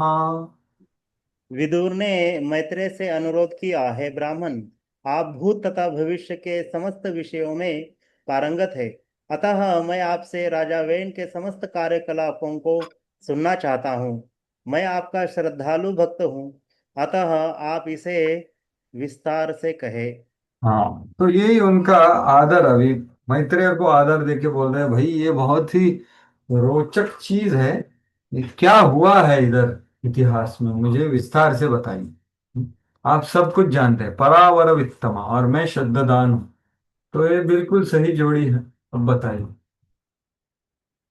तो यहाँ पर ये जोड़ी सही कैसे हो, ये प्रभुपाद जी बोल रहे हैं। विदुर ने श्री मैत्रेय मुनि को अपना गुरु मान रखा था। शिष्य सदैव अपने गुरु से प्रश्न करता है और गुरु प्रश्नों का उत्तर देता है। कब शिष्य से अपेक्षा की जाती है कि वह भद्र तथा समर्पित हो। तो ये भद्र मतलब, यहाँ पर इंग्लिश में समर्पित मतलब very gentle and devoted. Gentle का भद्र बोला है, जेंटल का पता नहीं क्या बोलेंगे, जो भी है समझ लीजिए आप। तो यस्य प्रसादात भगवत प्रसाद। जब तक शिष्य अत्यंत विनीत और समर्पित नहीं होता, गुरु दिव्य ज्ञान के सभी रहस्य प्रकट करने हेतु तत्पर नहीं है। तो ये बहुत महत्वपूर्ण सिद्धांत है। जैसे तद्विधि प्रणिपातेन परिप्रश्नेन सेवया। समर्पण, उत्सुकता और सेवा। तो उत्सुकता मतलब परिप्रश्न, समर्पण मतलब क्या, प्रणिपात, और सेवा। तो ये तीनों चीज की जरूरत है। ये तीनों में से एक भी कम है तो समस्या है। तो ये ही चीज है, ये गुरु को समझ में आती। तो इसका हमें अनुशीलन करना चाहिए। तो यही चीज को मैं पहले बोल रहा था कि ये परम रहस्य को कब प्रकट किया जाएगा, जब गुरु देखते हैं कि शिष्य उत्सुक है, शरणागत है, और उसका अच्छे से परीक्षा करके उसको रहस्य बता। तो सुखदेव गोस्वामी देखिए, यहाँ पर जो मैं श्रृंखला पहले संदर्भ बता रहा था अगासुर का प्रसंग। तो अगासुर के प्रसंग से ब्रह्म विमोहन लीला कैसे प्रकट हो गई? क्योंकि जो परीक्षित राजा थे वो समर्पित थे और बहुत उत्सुक थे, और उन्होंने प्रश्न किया और उसके उत्तर में जो पहले हमने चर्चा किया, अभी ये श्लोक है आगे। तो पिछला श्लोक मैंने आपको बताया कि अरे आप एक स्त्री लंपट आदमी की तरह कृष्ण लंपट हो, कृष्ण के बारे में सुनना चाहते। तो यहां पर देखिए वो हृदय से बोल रहे, हे परीक्षित, मैं आपको सभी रहस्य खोल दूंगी। क्यों? क्योंकि आप बहुत उत्सुक हैं। शृणुष्व अवहितो राजन् अपि गुह्यं वदामिति भूयोस्निग्धस्य शिष्यस्य गुरवो गुह्यमप्युत। कि बहुत ध्यान पूर्वक सुनो हे राजन। राजा ऑलरेडी ध्यान पूर्वक सुन रहा था इसलिए तो प्रश्न की, लेकिन और ध्यान पूर्वक सुनो, क्योंकि मैं अभी जो बताने वाला हूं ना, वो बहुत बड़ा रहस्य है, ब्रह्म विमोहन लीला, जिसको ग्रहण करने के लिए कुछ संप्रदायों को समस्या होती। पूरे आदर के साथ बोल रहे हैं हम, लेकिन वो लीला है बहुत बड़ा। ब्रज ब्रज भक्ति का, वृंदावन का उसको दर्शन हुआ। तो ये कब हुआ? ये प्रश्न पूछने के बाद 45 मिनट सुखदेव गोस्वामी समाधि में चले गए। बहुत ज्यादा आनंद आनंद अश्रु बाहर आ रहे थे और 45 मिनट कथा बंद हो गई थी। फिर व्यासदेव और नारद मुनि इत्यादि ने कीर्तन किया जोर शोर से, तभी सुखदेव गोस्वामी अपनी समाधि से बाहर आ गए। तो इतना अच्छा प्रश्न किया कि वो पूरे ब्रह्मविमान लीला में भगवान की चेतना में एक मुहूर्त तक समाधि में थे सुखदेव गोस्वामी। और वो बाहर आने के बाद इतने आनंदित हुए परीक्षित राजा पे कि वो बोले, अरे मैं आपको सभी रहस्य बढ़ा दूं। क्यों? क्योंकि ये सिद्धांत है, ब्रूयु स्निग्धस्य शिष्यस्य गुरवो गुह्यम। वही प्रभुपाद जी यहाँ पर बोल रहे हैं। कि भाई जो शिष्य स्निग्ध होता है, ऐसे शिष्य को गुरु सभी रहस्यों खोल देते हैं। मतलब गुरु रहस्य खोलना ये बाहरी रहस्य जैसा चाबी नहीं कि आपको चाबी मिल गया, चाबी का डुप्लीकेट बना के मेरे को रहस्य मिल गया, नहीं। ये हृदय में प्रकट करते हैं गुरु, अपने हृदय की स्थिति को जानते हैं। तो ये स्निग्धता जो है वो यहाँ पर बताई गई है, इसलिए जेंटल एंड डिवोटेड वो है, विनीत और समर्पित। यहाँ पर क्या बोला है, वेरी सबमिसिव एंड डिवोटेड। तो सबमिसिव मतलब विनित, बहुत ज्यादा विनित, अत्यंत विनित, वही स्निग्ध है। और डिवोटेड मतलब बहुत ही शरणागत, समर्पित होता है। तो ये परीक्षित राजा का है।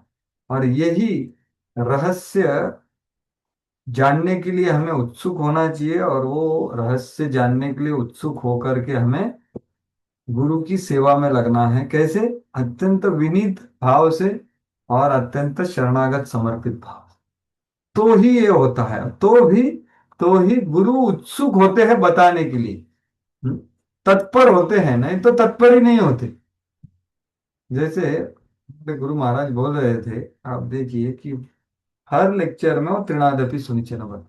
तो एक बार श्रीमान राधेश्याम प्रभु ने उनको प्रश्न किया कि भाई आप हमेशा ये क्यों बताते हो, आगे भी बहुत सारे श्लोक हैं। तो वो बोले कि अरे क्या करूं मैं, कोई इसको आचरण ही नहीं कर रहा है, तो मेरे को तो 8वां श्लोक बोलना है, आश्लिष्यवा पादर्थम, लेकिन ये तीसरा श्लोक के ऊपर कोई ध्यान नहीं दे रहा है, कोई उसको आचरण नहीं कर रहा है, तो मैं क्या करूं, मेरे को वही बताना पड़ता है अभी। और उसका सार भी यही है, तीसरे श्लोक का शिक्षाष्टकम भी। तो तत्पर नहीं होता, क्योंकि उनको पता है इनको रहस्य बताएंगे तो ये गर्वित होंगे, गर्व होंगे तो वो अपराध करेंगे और नीचे गिरेंगे। तो रहस्य बताने का कुछ फायदा नहीं, बताए नहीं। ये बहुत बड़ा सिद्धांत है। तो यहाँ पर कौन बोल रहा है, ये सिद्धांत वक्ता बोल रहा है। वक्ता मतलब सुखदेव गोस्वामी इतने खुश हो गए हैं परीक्षित राजा के समर्पण से, स्निग्धता से और ध्यान और उत्सुकता से, कि वो बोल रहे अरे मैं आपको सब रहस्य, और उनकी कृपा से हमें ये कथाएं मिल रही है। तो यही सिद्धांत शौनक आदि ऋषि भी बताते हैं, लेकिन वो क्या बताते हैं पहले स्कंद में आप देखेंगे। लेकिन वहां पर कौन बोल रहा है, श्रोता बोल रहे सूत गोस्वामी को, अरे सूत गोस्वामी आप बड़े स्निग्ध हो आपके गुरु के, सुखदेव गोस्वामी, तो आपको आपके गुरु ने सभी रहस्य प्रकट किए हैं। इसलिए ही 12वें स्कंद में सुखदेव गोस्वामी बोले ना कि अरे ये सूत गोस्वामी आगे जाकर के ये बताएगा। तो आपके पास सब रहस्य है, कृपया आप हमें भी प्रकट कीजिए। तो वहां पर श्रोतागण बोल रहे हैं, ये गुरु यु स्निग्धस्य शिष्यस्य गुरवो गुह्यम, एक शिष्यता की उत्सुकता व्यक्त कर रहे हैं, भाई हमें रहस्य बताइए, हमारे प्रश्नों के उत्तर दीजिए, शौनक आदि ऋषि। लेकिन यहाँ पर सुखदेव गोस्वामी खुश हो गए। तो ये हमारे जीवन का ध्येय होना चाहिए, गुरु मुख पद्म वाक्य चित्तते करिया। और उनमें ये 3 चीज होना चाहिए, समर्पण, उत्सुकता और सेवा।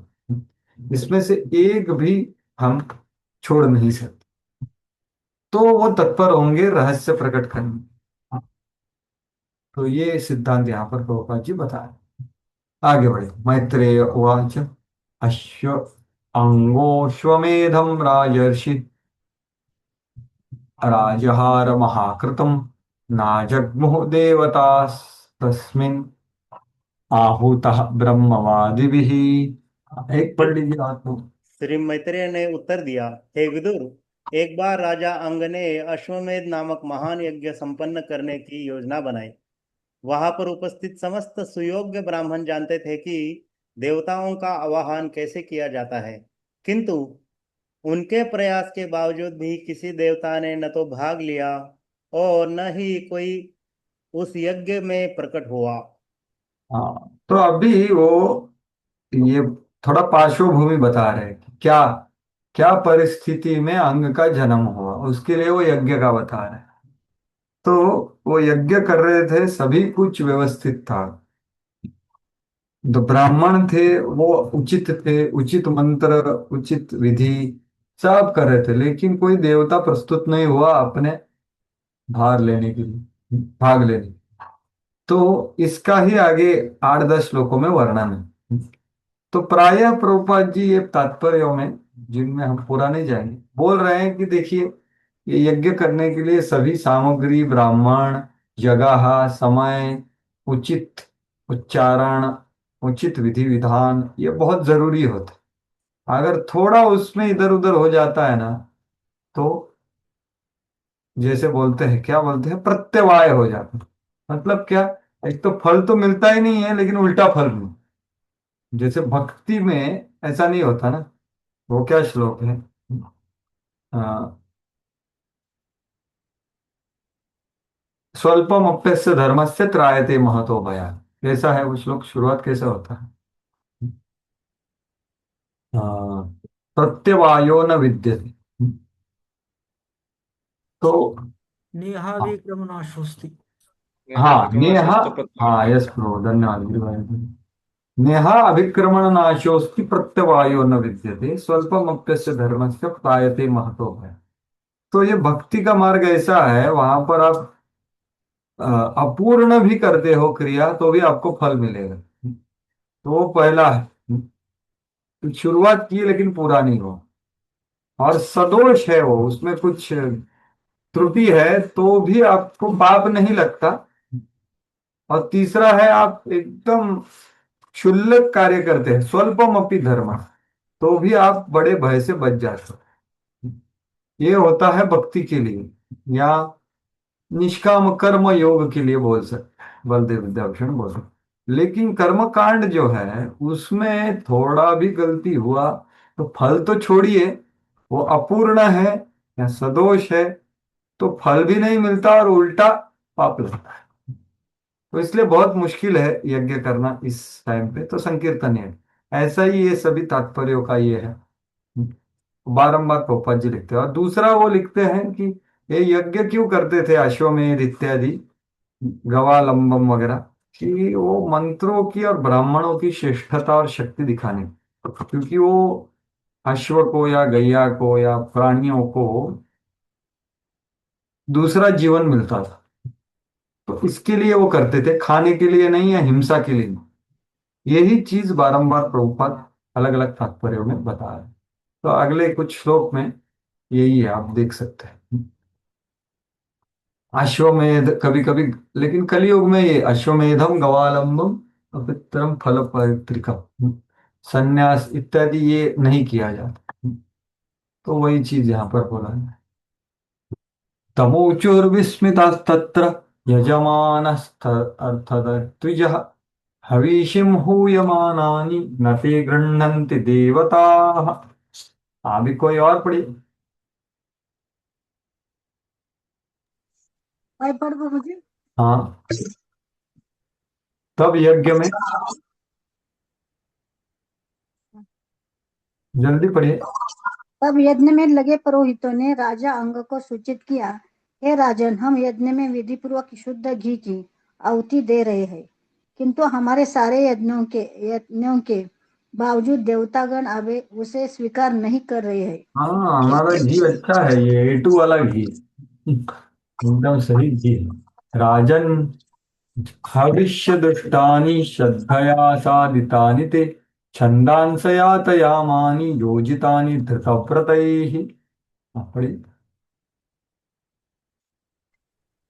हे राजन, हम कि अपने अत्यंत श्रद्धा तथा सावधानी से यज्ञ की सारी सामग्री एकत्रित की है और वह दूषित नहीं है। हमारे द्वारा उच्चारित वैदिक मंत्रों में भी किसी प्रकार की कमी नहीं है, क्योंकि यहाँ उपस्थित सभी ब्राह्मण तथा पुरोहित योग्य हैं और समस्त कृत्यों को ठीक से कर भी रहे हैं। हाँ, तो ये देखो, होता, उद्गाता, अध्वर्यु और ब्रह्म, ये 4 तरह के जो होते हैं, उसमें ब्रह्म सबसे सुपरवाइजर, वो सबसे बड़ा होता है। वो बोल रहा है यहाँ पर कि भाई सभी उचित हो रहा है, इधर कुछ गड़बड़ नहीं है। ना होता का जो वो जो अर्पण कर रहा है उसमें कुछ गड़बड़ हो रहा है, या उद्गाता का मंत्र में गड़बड़ हो रहा है। या ब्रह्म होता, अध्वर्यु के कुछ गाने में गड़बड़ हो रहा, कुछ गड़बड़ नहीं, सभी उचित है। तो वही सादा उच्चारण होना चाहिए, तो हमें पता है त्वष्टा का कैसा हुआ, वितरासुर प्रकट हुआ इत्यादि। नविदाम एह देवानां हेलनं वर्णन वयं मन्वपि यत् न गृह्णन्ति भागान् स्वान् ये देवाः कर्म साक्षिणः। हे राजन, हमें ऐसा कोई कारण नहीं दिखता जिससे देवतागण अपने आप को किसी प्रकार से अपमानित या उपेक्षित समझ सके, तो भी यज्ञ के साक्षी देवता अपना भाग ग्रहण नहीं कर रहे हैं। हमारी समझ में नहीं आता कि ऐसा क्यों है। हाँ तो भाई देखो राजा, हमने तो कुछ अपमान या उपेक्षा नहीं की किसी देवता की। हेलनम देवानां वयम अणुअपि, सूक्ष्म रीति ने भी हमने कुछ अपमान अवमान किया नहीं, उपेक्षा नहीं। और ये कर्म साक्षी जो देव है, वो क्यों नहीं आ रहे हैं उनका भाग लेने के लिए, हम नहीं जान पा रहे। तो प्रभुपाद जी ये महत्वपूर्ण तात्पर्य में बता रहे हैं कि देखो, एक होता है सेवा अपराध और एक होता है नाम अपराध। तो पुरोहित किसी प्रकार की असावधानी करता है तो देवता यज्ञ का अपना भाग ग्रहण नहीं कर, ये हो गया यज्ञ में। लेकिन हमारे भक्ति में क्या है, तो ये महत्वपूर्ण चीज बता रहे। इस प्रकार भक्तिमय सेवा में होने वाले अपराध सेवा अपराध के हैं। तो मंदिर में हम विग्रहों का या घर में विग्रहों का राधा कृष्ण विशेष रूप से पूजा कर रहे हैं, तो अपराध से ऐसा बचना चाहिए। इन सेवा अपराधों का वर्णन बकरी रसामृत सिंधु में दिया है, पहले 20 अंगों में आता है। 19वां और 20वां अंग यही है, 32 सेवा अपराध दिए हुए। यदि हम विग्रह पर केवल दिखावे के रूप में सेवा करते हुए भेंट चढ़ाते हैं और अपराधों पर ध्यान नहीं देते, तो ये कौन से अपराधों पर, सेवा अपराधों, तो क्या होगा, निश्चय ही राधा कृष्ण ऐसे अभक्तों से ग्रहण नहीं करते। देखिए ये बहुत महत्वपूर्ण है। अतः मंदिर में पूजा करने वाले भक्तों को अपनी विधियां नहीं बनानी चाहिए, वरन स्वच्छता के विधि विधानों का ध्यान रखना चाहिए, तभी भेंटे स्वीकार की जाएगी। तो ये हिंदी में क्या लिखा है, विधियां नहीं बनानी चाहिए बोले तो, एक मिनट। वंश, हाँ, अपने आप की विधि मत बनाओ, आपने मन गढ़ंत कुछ जो शास्त्र में दिया है उसके हिसाब से करो। तो समय और स्वच्छता ये बहुत जरूरी है। और बहुत सारे विधि विधान है। तो यहाँ पर देखिए, ये दिखावे के रूप में हम अगर सेवा करेंगे, तो अगर वो अपराध हो जाएगा, सेवा अपराध। और सेवा अपराध से बचने के लिए हम क्या करते हैं, विग्रह सेवा के बाद हम अपराध शोधन मंत्र बोलते हैं। तो ये बहुत जरूरी है बोलना। लेकिन ये सेवा अपराध कब बहुत ही डेंजरस हो जाता है, जब हम सोचते हैं अरे ठीक है यार, बाद में सेवा अपराध मन फ्रोल देंगे, अभी कुछ कर देंगे। तो ये सेवा अपराध है ही नहीं, वो क्या बन जाता है, नाम अपराध बन जाता है। इसलिए वही प्रभुपाद जी बोले, दिखावे के रूप में ऐसी भेंट नहीं चढ़ानी, वो ग्रहण ही नहीं करेंगे।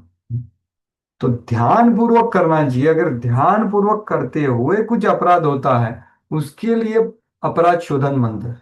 ना कि जानबूझकर कर रहे हैं तो सेवा अपराध नहीं, वो नाप अपराध हो रहा है। तो ये चक्रवर्ती ठाकुर लिखते हैं। इसलिए प्रभुपाद जी यहाँ पर हमें वार्निंग दे रहे हैं कि भाई भगवान कब ग्रहण करेंगे। इसलिए आप देखिए, अगर आप ये श्लोक का तात्पर्य पढ़ेंगे, चक्रवर्ती ठाकुर बल्लभ विद्याभूषण, पत्रम पुष्पम फलम तो यम यो मे भक्त्या प्रयच्छति तदहम भक्ति उपहृतम अश्नामि प्रयतात्मनः। इसका आप अगर तात्पर्य पढ़ोगे तो वहां पर कितनी सारी कंडीशन दी है कब भगवान ग्रहण करते हैं। तो सर्वप्रथम वो तात्कालिक भक्त नहीं होना चाहिए, वो है क्या है, पत्रम पुष्पम फलम तोयम भक्त्या प्रयच्छति। मतलब क्या, वो आजकल भक्ति में चालू नहीं किया, वो अच्छे से भक्ति में लगा हुआ है, वो भक्त्या प्रयच्छति। उसके बाद भक्ति उपरतन मतलब क्या, कि ऐसा अच्छा भक्त जो हमेशा कुछ साल, तात्कालिक भक्त नहीं है। लेकिन जब ऑफरिंग कर रहा है तभी भी उसके हृदय में भक्ति के भाव होना चाहिए। भक्ति उपहृतम मतलब क्या, वो तब भी ऐसा नहीं कि किसी ने बोला इसलिए कर रहा है ऑफरिंग, उसको करने का बिल्कुल इच्छा नहीं है, नहीं, तब भी उसका भाव सही होना चाहिए। और ये दोनों होने के बाद भी प्रयतात्मनः बोला है, मतलब वो शुद्ध, उसके कपड़े शुद्ध होने चाहिए, उसका सभी कुछ स्वच्छता होना चाहिए, और वो अर्पण करता। ये 3 स्टार लगाने के बाद भगवान बोले भाई मैं ग्रहण करूं। तो ये बात है। तो भगवान कुछ ऑफरिंग मशीन नहीं, और वो हम भेंट अब अर्पण को बोलेंगे और हम भोग करेंगे, ऐसा नहीं। वो वो सेवा अपराध से नाम अपराध होगा, नाम अपराध सबसे डेंजर अपराध। अब आगे मैत्रेय उवाच अंगो द्विजवचः श्रुत्वा यजमानः सुदुर्मनाः तत्प्रष्टुं व्यसृतज्वाचं सदस्यान् तदनुज्ञया। कंटिन्यू कीजिए। मैत्रेय मुनि ने बतलाया कि पुरोहितों के इस कथन को सुनकर राजा अंग अत्यधिक खिन्न हो उठा। तब उसने पुरोहितों से कुछ कहने की अनुमति मांगी और यज्ञ स्थल में उपस्थित समस्त पुरोहितों से उसने पूछा। एक्चुअली देखिए यहाँ पर अंग महाराज का उचित व्यवहार और आदर प्रकट होता है, और कैसे वो ब्राह्मण और ऋत्विज जो थे वो भी कितने आदरणीय थे कि भाई हमने सब कुछ ठीक किया है, ये देवतः कर्म साक्षिणा, इतना उन्होंने बोल दिया। तो अब भी अंग महाराज कितने नम्रता से पूछ रहे थे, वो खिन्न हो गया और पूछ रहा, नागच्छन्त्याहुता देवा न गृह्णन्ति गृहाणिः सदस्पतयो ब्रूत किमवद्यं मया कृतम्। राजा अंग ने पुरोहित वर्ग को संबोधित करते हुए पूछा, हे पुरोहितों, आप कृपा करके बताएं कि मुझसे कौन सा अपराध हुआ है। आमंत्रित होने पर भी देवता न तो यज्ञ में सम्मिलित हो रहे हैं और न अपना भाग ग्रहण कर रहे हैं। हरे कृष्ण। तो ये नम्रता है। वो क्या पूछ रहे, अरे ब्राह्मण लोग, अरे आप लोग सब लोग, मैं दूसरों को बुला के करवा लूंगा, ऐसा भाव नहीं है उनका। वो क्या बोल रहे हैं कि मैंने क्या गलती किया, किम अवध्यम मया कृतम, कि मैंने क्या दोष किया, मैंने क्या अपराध किया, मैंने क्या घृणित कार्य किया जिसके द्वारा ऐसा हो रहा है, क्योंकि आप सब लोग तो सब ठीक कर रहे हो। तो ये है नम्रता। एक्चुअली जब रुक्मिणी देवी ने ब्राह्मण को भेजा था ना, तो वो उसका राह देख रही थी, और तब भी वो लास्ट मोमेंट तक आया नहीं था। तो तब भी रुक्मिणी देवी के हृदय में भी ऐसा प्रकट हुआ कि अरे भगवान नहीं आ रहे हैं, मतलब मेरे में कुछ दोष है। भगवान तो पूरे, तस्मात् भवन्तम अनवद्यम अनंत पारम सर्वज्ञ में कुंठ विकुंठ दिश। तो ये भाव होता है सच्चे भक्त का कि भाई मेरा क्या गलती है। तो वही भाव अंग महाराज का है, मुझसे कौन सा अपराध हुआ। तो ये सदस्पति मतलब जो लीडर है, जैसे ब्रह्म जो है उसको पूछे तो वो तुरंत उत्तर दे रहा है। सदस्पतयः ऊचुः नरदेवेह भवतो नाघं तवान्मनाक् स्थितम् अस्त्येकं प्राप्तम् अघं यदि देह त्वमप्रजः। प्रधान पुरोहित ने कहा, हे राजन, हमें तो आपके इस जीवन में कोई भी पाप कर्म नहीं दिखता, यहाँ तक कि मानसिक भी नहीं। अतः आप तनिक भी अपराधी नहीं है, किंतु हमें दिखता है कि अपने पूर्व जन्म में पाप कर्म किए हैं, जिनके कारण समस्त गुणों के होते हुए भी आप पुत्रहीन है। तो इस जन्म में मनागपि स्थितम, हमने भी पाप नहीं किया, लेकिन पिछले जन्म का कुछ तो दिख रहा है। और उसका लक्षण क्या है कि भाई अपुत्र, तो अप्रजा, आपको पुत्र नहीं। तो राजा रंग अत्यंत पवित्र राजा थे, किंतु अपने पूर्व कर्मों के कारण उन्हें पुत्र प्राप्त नहीं हुआ। जैसे चित्रकेतु का परिस्थिति है ना। अतः यह निष्कर्ष निकाला जाता है कि यदि किसी को पुत्र उत्पन्न नहीं होता तो यह उसके पूर्व पापमय जीवन का फल है। तथा साधय भद्रं ते आत्मानं सुप्रजं नृप इष्टस्ते पुत्र कामस्य पुत्रं दास्यति यज्ञभुक्। हे राजन, कल्याण हो, आपको कोई पुत्र नहीं है, अतः यदि आप तुरंत श्री भगवान से प्रार्थना करें और पुत्र मांगे तथा यदि इस कार्य के लिए यज्ञ करें तो यज्ञ के भोक्ता पूर्ण पुरुषोत्तम भगवान आपकी कामना को पूर्ण करेंगे। हाँ, तो वो अभी उसका ये भी बता रहे हैं, क्या उपाय भी बता, तथा स्वभागधेयानि ग्रहिष्यन्ति दिवौकसः यज्ञ पुरुष साक्ष यज्ञ पुरुष साक्षात् अपत्याय हरिर्वृतः। जब समस्त यज्ञों के भोक्ता श्री हरि को पुत्र की कामना पूरी करने हेतु आमंत्रित किया जाएगा तो सभी देवता उनके साथ आएंगे और अपना अपना यज्ञ भाग ग्रहण करेंगे। हाँ, तो वो बोल रहे हैं, आप भगवान विष्णु को यज्ञ पुरुष यज्ञ भुक उनको आप बुलाइए, उनको प्रसन्न कीजिए और उनसे इच्छा व्यक्त कीजिए, वो आपकी इच्छा पूरी करेंगे और पुत्र प्राप्ति होगी। और ये देवी देवता जो नहीं आ रहे वो तो आएंगे आएंगे, क्योंकि भगवान आएंगे तो भगवान के अनुयायी तो उनके साथ आना ही चाहिए। तो वही यहाँ पर बोले, जब भगवान विष्णु यज्ञ स्थल में आने के लिए राजी है तो सभी देवता अपने आप के स्वामी का अनुगमन करते हुए वो भी आ जाएंगे। कि वो बात है, तांस्तान कामान हरिर दद्यान यान कामयते जनः आराधितो यथैवेश तथा पुंसाम फलोदयः। यज्ञों का कर्ता कर्मकांड के अंतर्गत जिस काम से श्री भगवान की पूजा करता है उसकी वह कामना पूरी होती है।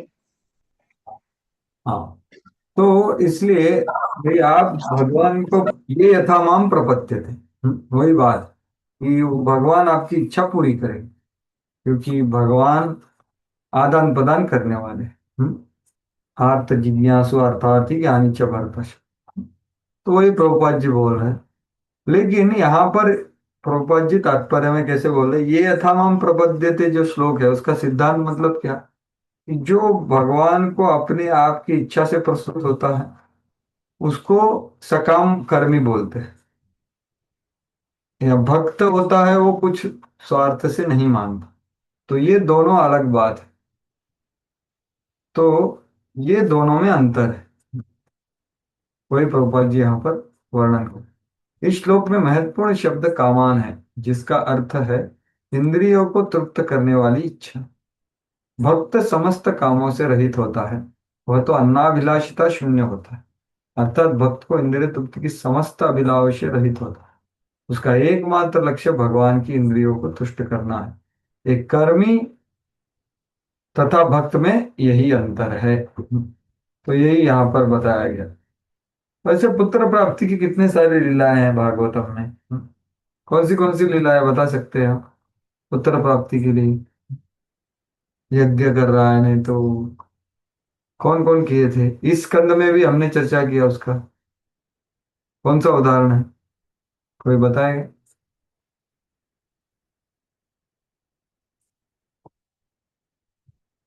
हरे कृष्णा।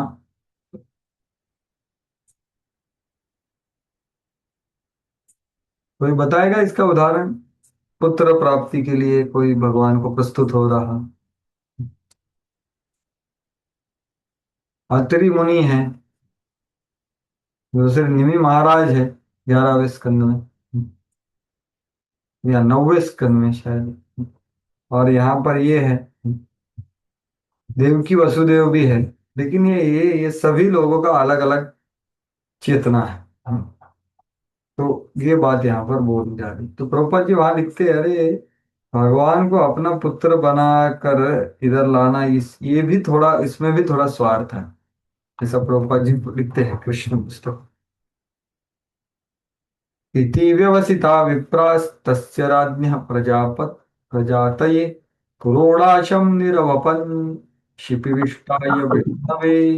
हाँ, इस प्रकार राजा अंग को पुत्र प्राप्ति कराने हेतु उन्होंने समस्त जीवों के हृदय में बसने वाले भगवान श्री विष्णु को आहुतियां अर्पित करने का निश्चय किया। हाँ, हरे तो उन्होंने पुत्र प्राप्ति के लिए यज्ञ, तो अभी वो यज्ञ सफल हो गया। शिपिविष्टाय, शिपिविष्टाय मतलब यज्ञ की अग्नि में स्थित। तो शिपि का अर्थ है यज्ञाग्नि की ज्वाला। अगर ज्वाला में आहुतियां डाली जाती है तो भगवान विष्णु वहां ज्वाला रूप में उपस्थित रहते, इसलिए उनको शिपि विष्ट कहते हैं। तो वो ग्रहण करते हैं। तो उन्होंने निश्चय किया कि वह ठीक है, मैं ये ऐसा यज्ञ करूंगा। तो देखिए, ये स्कंद में बहुत सारे यज्ञ यज्ञ के उधर ही बहुत सारा कुछ होता है। अब देखिए, दक्ष सभा यज्ञ में हुआ, और अभी ये भी यज्ञ में हो रहा है। ध्रुव महाराज ने भी बहुत सारे यज्ञ किए, बराबर। और आगे भी प्राचीनी परिषद आएंगे, वो भी यज्ञ वाले, तो वही है। तस्मात् पुरुष उत्तस्थौ हेममाल्यम् अंबरः हिरण्मयेन पात्रेण सिद्धमादाय पायसम। हाँ, कोई और पढ़िए। हरे कृष्ण। हाँ, पढ़िए हरे कृष्ण। पढ़िए। अग्नि में आहुति डालते ही अग्नि कुंड से सोने का हार पहने तथा श्वेत वस्त्र धारण किए एक पुरुष प्रकट हुआ।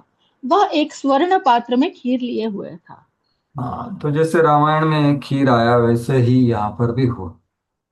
सविप्रानुमतो राजा गृहीत्वाञ्जलिनौदनम् अवघ्राय मुदा युक्तः राधातल्प्या उदारधीः। बड़ी। राजा अत्यंत उदार था। उसने पुरोहितों की अनुमति से उस खीर को अपनी अंजलि में ले लिया और फिर सूंघ कर उसका एक भाग अपनी पत्नी को दे दिया।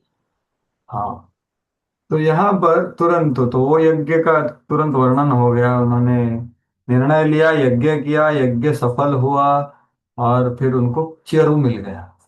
तो वो उदार धीर राजा था, मतलब क्या कि उन्होंने तुरंत उनकी पत्नी को भी दे दिया। तो ये सुनीता जो है, उसका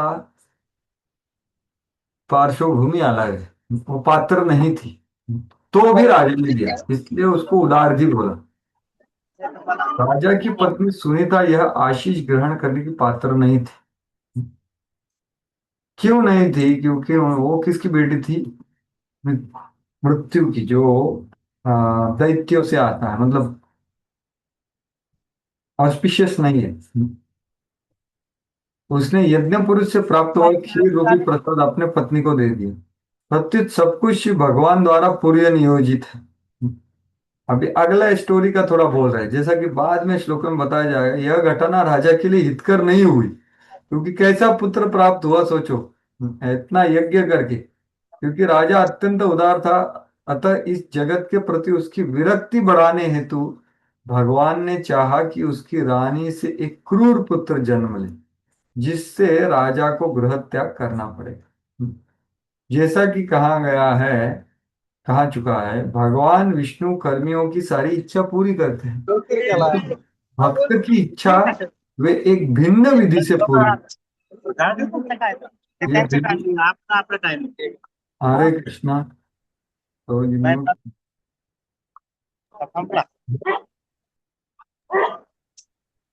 भक्त की इच्छा कैसे पूर्ण करते हैं? वो अलग तरह से पूर्ण करते हैं, जिससे क्या हो जाएगा, वो भगवान के जल्दी पास आ जाए, जिससे कि वह क्रमशः उनके पास पहुंच। तो ये अलग अलग इसमें देखा जाता है। जैसे वितरासुर है ना, जो उन्होंने किया, तो भगवान की इच्छा, तो ये भगवान द्वारा सब निहित है। आगे का स्टोरी यहाँ पर ही प्रभुपाद जी बोल रहा है। तो ये बड़े भक्त थे, इसलिए भगवान उनके जीवन में वैयक्तिक रूप से आदान प्रदान कर रहे हैं, और वो भी बाहरी रूप से बहुत ही उनके लिए दुखदायक है। सोचिए।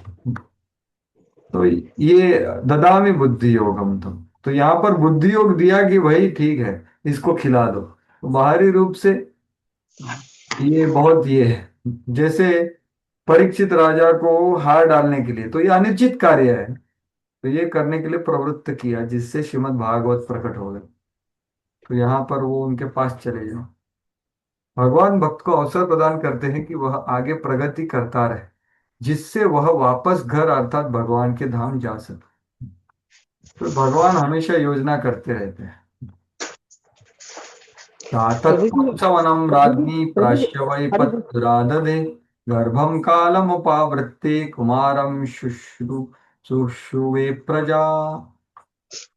यद्यपि रानी को कोई पुत्र न था, किंतु पुत्र उत्पन्न करने की शक्ति वाली उस खीर को खाने से वह अपने पति के सहवास से गर्भवती हो गई और यथा समय उसने एक पुत्र को जन्म दिया। हरे कृष्ण। हाँ, तो भाई पुत्र का जन्म भी हो गया। सबाल एव पुरुषो मातामह मातामह मनोव्रतः अध अधर्मा शोद्भवं मृत्युं तेना भवधार्मिकः। यह बालक अंशतः अधर्म के वंश से उत्पन्न था। उसका नाना साक्षात मृत्यु था और वह बालक उनका अनुगामी बना और अत्यंत अधार्मिक व्यक्ति बन गया। हाँ, तो देखिए अभी सुनीता का हिस्ट्री बताएगा। तो उनका नाना कौन था? मृत्यु। तो अधर्मी वो बना। तो उसका आगे वर्णन है, वो कैसे क्या क्या कार्य करता था। तो ऐसा प्रतीत होता है कि सुनीता राजा अंग के लिए बहुत अच्छी पत्नी नहीं थी, क्योंकि वो साक्षात मृत्यु की पुत्री थी। कभी कभी पूर्ण पुरुषोत्तम भगवान अपने भक्त को अभागी पत्नी दिलाते हैं, जिससे पारिवारिक परिस्थितियों के कारण वह अपनी पत्नी तथा परिवार से उबकर विरक्त हो ले और धीरे धीरे भक्ति की ओर उन्मुख हो सके। तो प्रभुपाद जी ये साक्षात्कार के लिख रहे हैं, उन्होंने भी अपना उत्तरदायित्व किया, लेकिन उनकी पत्नी पूरी पूरी उनके साथ सुर में सुर नहीं मिला थी बराबर। हालांकि हम उनको धन्यवाद देते हैं, उनकी वजह से ही सब हुआ। तो भी गोपाल जी यहाँ पर बोल रहे हैं कभी कभी ऐसा होता है जिससे विरक्ति उत्पन्न हो, लेकिन इससे उत्तरदायित्व से दूर भागना नहीं है, ये भी जानना है। और परिणाम ये हुआ कि वो भगवत धाम वापस हेतु घर छोड़ दी।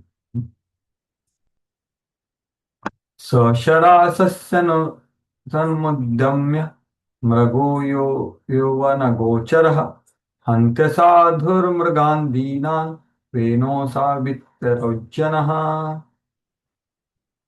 अरे, वह क्रूर बालक धनुष बाण चढ़ाकर जंगल में जाता और वृथा ही निर्दोष दीन हिरणों को मार डालता। ज्यों ही वह आता कि सभी लोग चिल्ला उठते, वह आया क्रूर वेन, वह आया क्रूर वेन। हरे कृष्ण। तो इतना क्रूर था वो, बिना कारण ये सब करता था। तो ऐसा नहीं है, क्षत्रियो को ये करना पड़ता था प्रजा का संरक्षण करने के लिए, लेकिन ये बंदा वैसा नहीं था, ये क्रूर था। वो क्रूरता नहीं था, वो प्रशिक्षण होता था, ये क्रूर था। ऐसे प्रभुपाद बोल रहे क्षत्रिय राजा को इत्यादि, लेकिन ये ऐसा नहीं था, अंग क्रूर था। वो ऐसा ही मारता था। उसकी उपस्थिति से पड़ोस के निवासी भयभीत होते रहते थे और चिल्लाते, आक्रीडे क्रीडतो बालान् वयस्यानति दारुणः प्रहस्य निरनुक्रोशः पशुमारममारयत्। वह बालक ऐसा क्रूर था कि समवयस्क बालकों के साथ खेलते उनकी इतनी निर्दयता के साथ हत्या करता जैसे वे वध किए जाने वाले पशु हों। देखिए, बालकों की बालक था तभी उसका रंग दिखा रहा है, हत्या करता था खेलते खेलते। तं विचक्ष खलं पुत्रं शासनैर्विविधैर्नृपः यदा न शासितुं कल्पो वृषमासीत् सुदुर्मनाः। अपने पुत्र वेन का क्रूर तथा निष्ठुर आचरण देखकर राजा अंग ने उससे सुधारने हेतु तरह तरह के दंड दिए, किंतु वह उसे सन्मार्ग पर नहीं ला सका। इस प्रकार से वह अत्यंत खिन्न रहने लगा। हरे कृष्ण। हाँ, तो ये है उनका उत्तरदायित्व। तो उन्होंने पुत्र को शासन देने का, तम विचक्ष ये सब देख करके, पुत्रम शासन विधि नृप विविध है विधि, विविध प्रकार के शासन उन्होंने करने का प्रयास किया। तो ये है उसका उत्तरदायित्व। ऐसा पुत्र प्राप्त होने के बाद भी उन्होंने प्रयास किया, लेकिन वो खिन्न हो गया और कुछ कर नहीं पाया। प्रायेणाभ्यर्चितो देवो ये प्रजागृह मेदिनः कदपत्यभृतं दुःखम ये न विन्दन्ति दुर्भरम। राजा ने मन में सोचा कि पुत्रहीन व्यक्ति निश्चय ही भाग्यशाली है। उन्होंने अवश्य ही पूर्व जन्मों में श्री भगवान की पूजा की होगी, जिससे उन्हें किसी कुपुत्र द्वारा दिया गया असह्य दुख नहीं उठाना पड़े। हाँ, तो देखिए अभी वो ये सब अपना कर्तव्य करने के बाद चिंतन कर रहे हैं कि भाई अरे पुत्र नहीं होना ये अच्छे भाग्यशाली, कि वो पुत्रहीन क्यों नहीं है, क्योंकि उसने भगवान की पूजा की इसलिए। मेरे जैसा दुख उसको नहीं पड़। कभी कभी बोला जाता है कि अपना जो शत्रु होता है ना पिछले लाइफ में, वो पुत्र बन के आ जाए, ऐसा भी बोला जाता है। यतः पापी यसी कीर्तिर अधर्मश्च महानृणाम, यतो विरोधः सर्वेषां, यतः आधीरनन्तकः। पुत्र के कारण मनुष्य का यश मिट्टी में मिल जाता है। उसके अधार्मिक कृत्यों से घर में अधर्म और सब में झगड़ा फैलता है। इससे केवल अंतहीन तनाव ही उत्पन्न होता है। हरे कृष्ण। तो ये आधि व्याधि और उपाधि, इससे सब चिंता होता, तो वही आधि हो जाता, आधीरंत का। आधि मतलब मानसिक, मानसिक प्रॉब्लम, व्याधि मतलब शारीरिक प्रॉब्लम, और उपाधि मतलब अहंकार का प्रॉब्लम। इससे शांत आदमी नहीं बैठ सकता, सब यश मिट्टी में मिल जाता है इत्यादि, क्योंकि वो सब उसको पूछते हैं ना कि अरे तेरा पिता कौन है। पहले के जमाने में कोई गड़बड़ करता था, उसको पहले पूछा था कौन से गांव का और आपका पिता कौन। तो ये कस्तम प्रजापदेशं वै मोहबंधनात्मनः पंडितो बहुमन्येत यदर्था क्लेशदा गृहाः। ऐसा कौन समझदार और बुद्धिमान है जो ऐसा निकम्मा पुत्र चाहेगा। ऐसा पुत्र जीवात्मा के लिए मोह का बंधन मात्र होता है और वह मनुष्य के घर को दुखमय बनाता है। हरे कृष्ण। हाँ, तो ये सब चिंतन कर रहे हैं हम। तो ठीक है, अभी 9 बज गए हैं, तो यहाँ पर हम विराम देंगे और कल कंटिन्यू करेंगे। अध्याय ऑलमोस्ट हो ही गया है, 3-4 श्लोक बचे हैं, तो थोड़ा सा चर्चा है उधर, तो वो करेंगे। अगर किसी का कुछ टीका टिप्पणी विचार संदेह संशय है तो व्यक्त कर सकते हैं, हमने आज जो चर्चा किया उसके बारे में। तो थोड़े ही बच्चे पूरा हो जाएगा अध्याय। 3-4 श्लोक बचे खाली। उसमें थोड़ा सा चर्चा है एक्चुअली, हाँ, इसके मैं ठीक है। भगाना नहीं चाहता।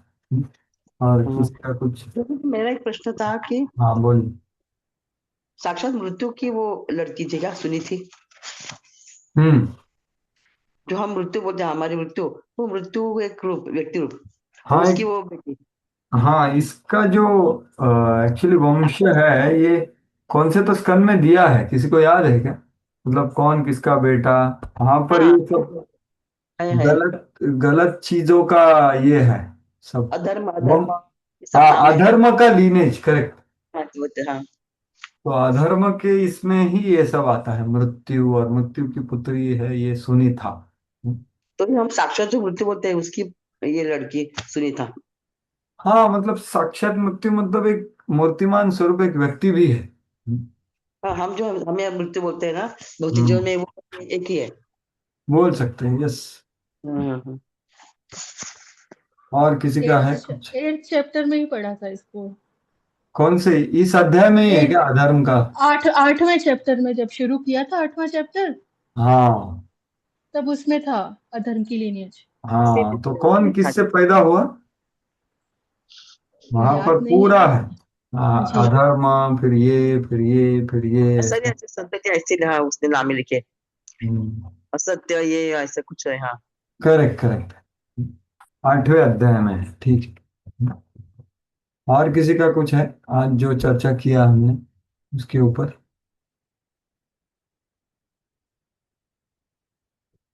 ठीक है, तो यहाँ पर विराम देते हैं। तो विजय केशव प्रभु, अभी ऐसा कुछ ये नहीं है क्या हमारा?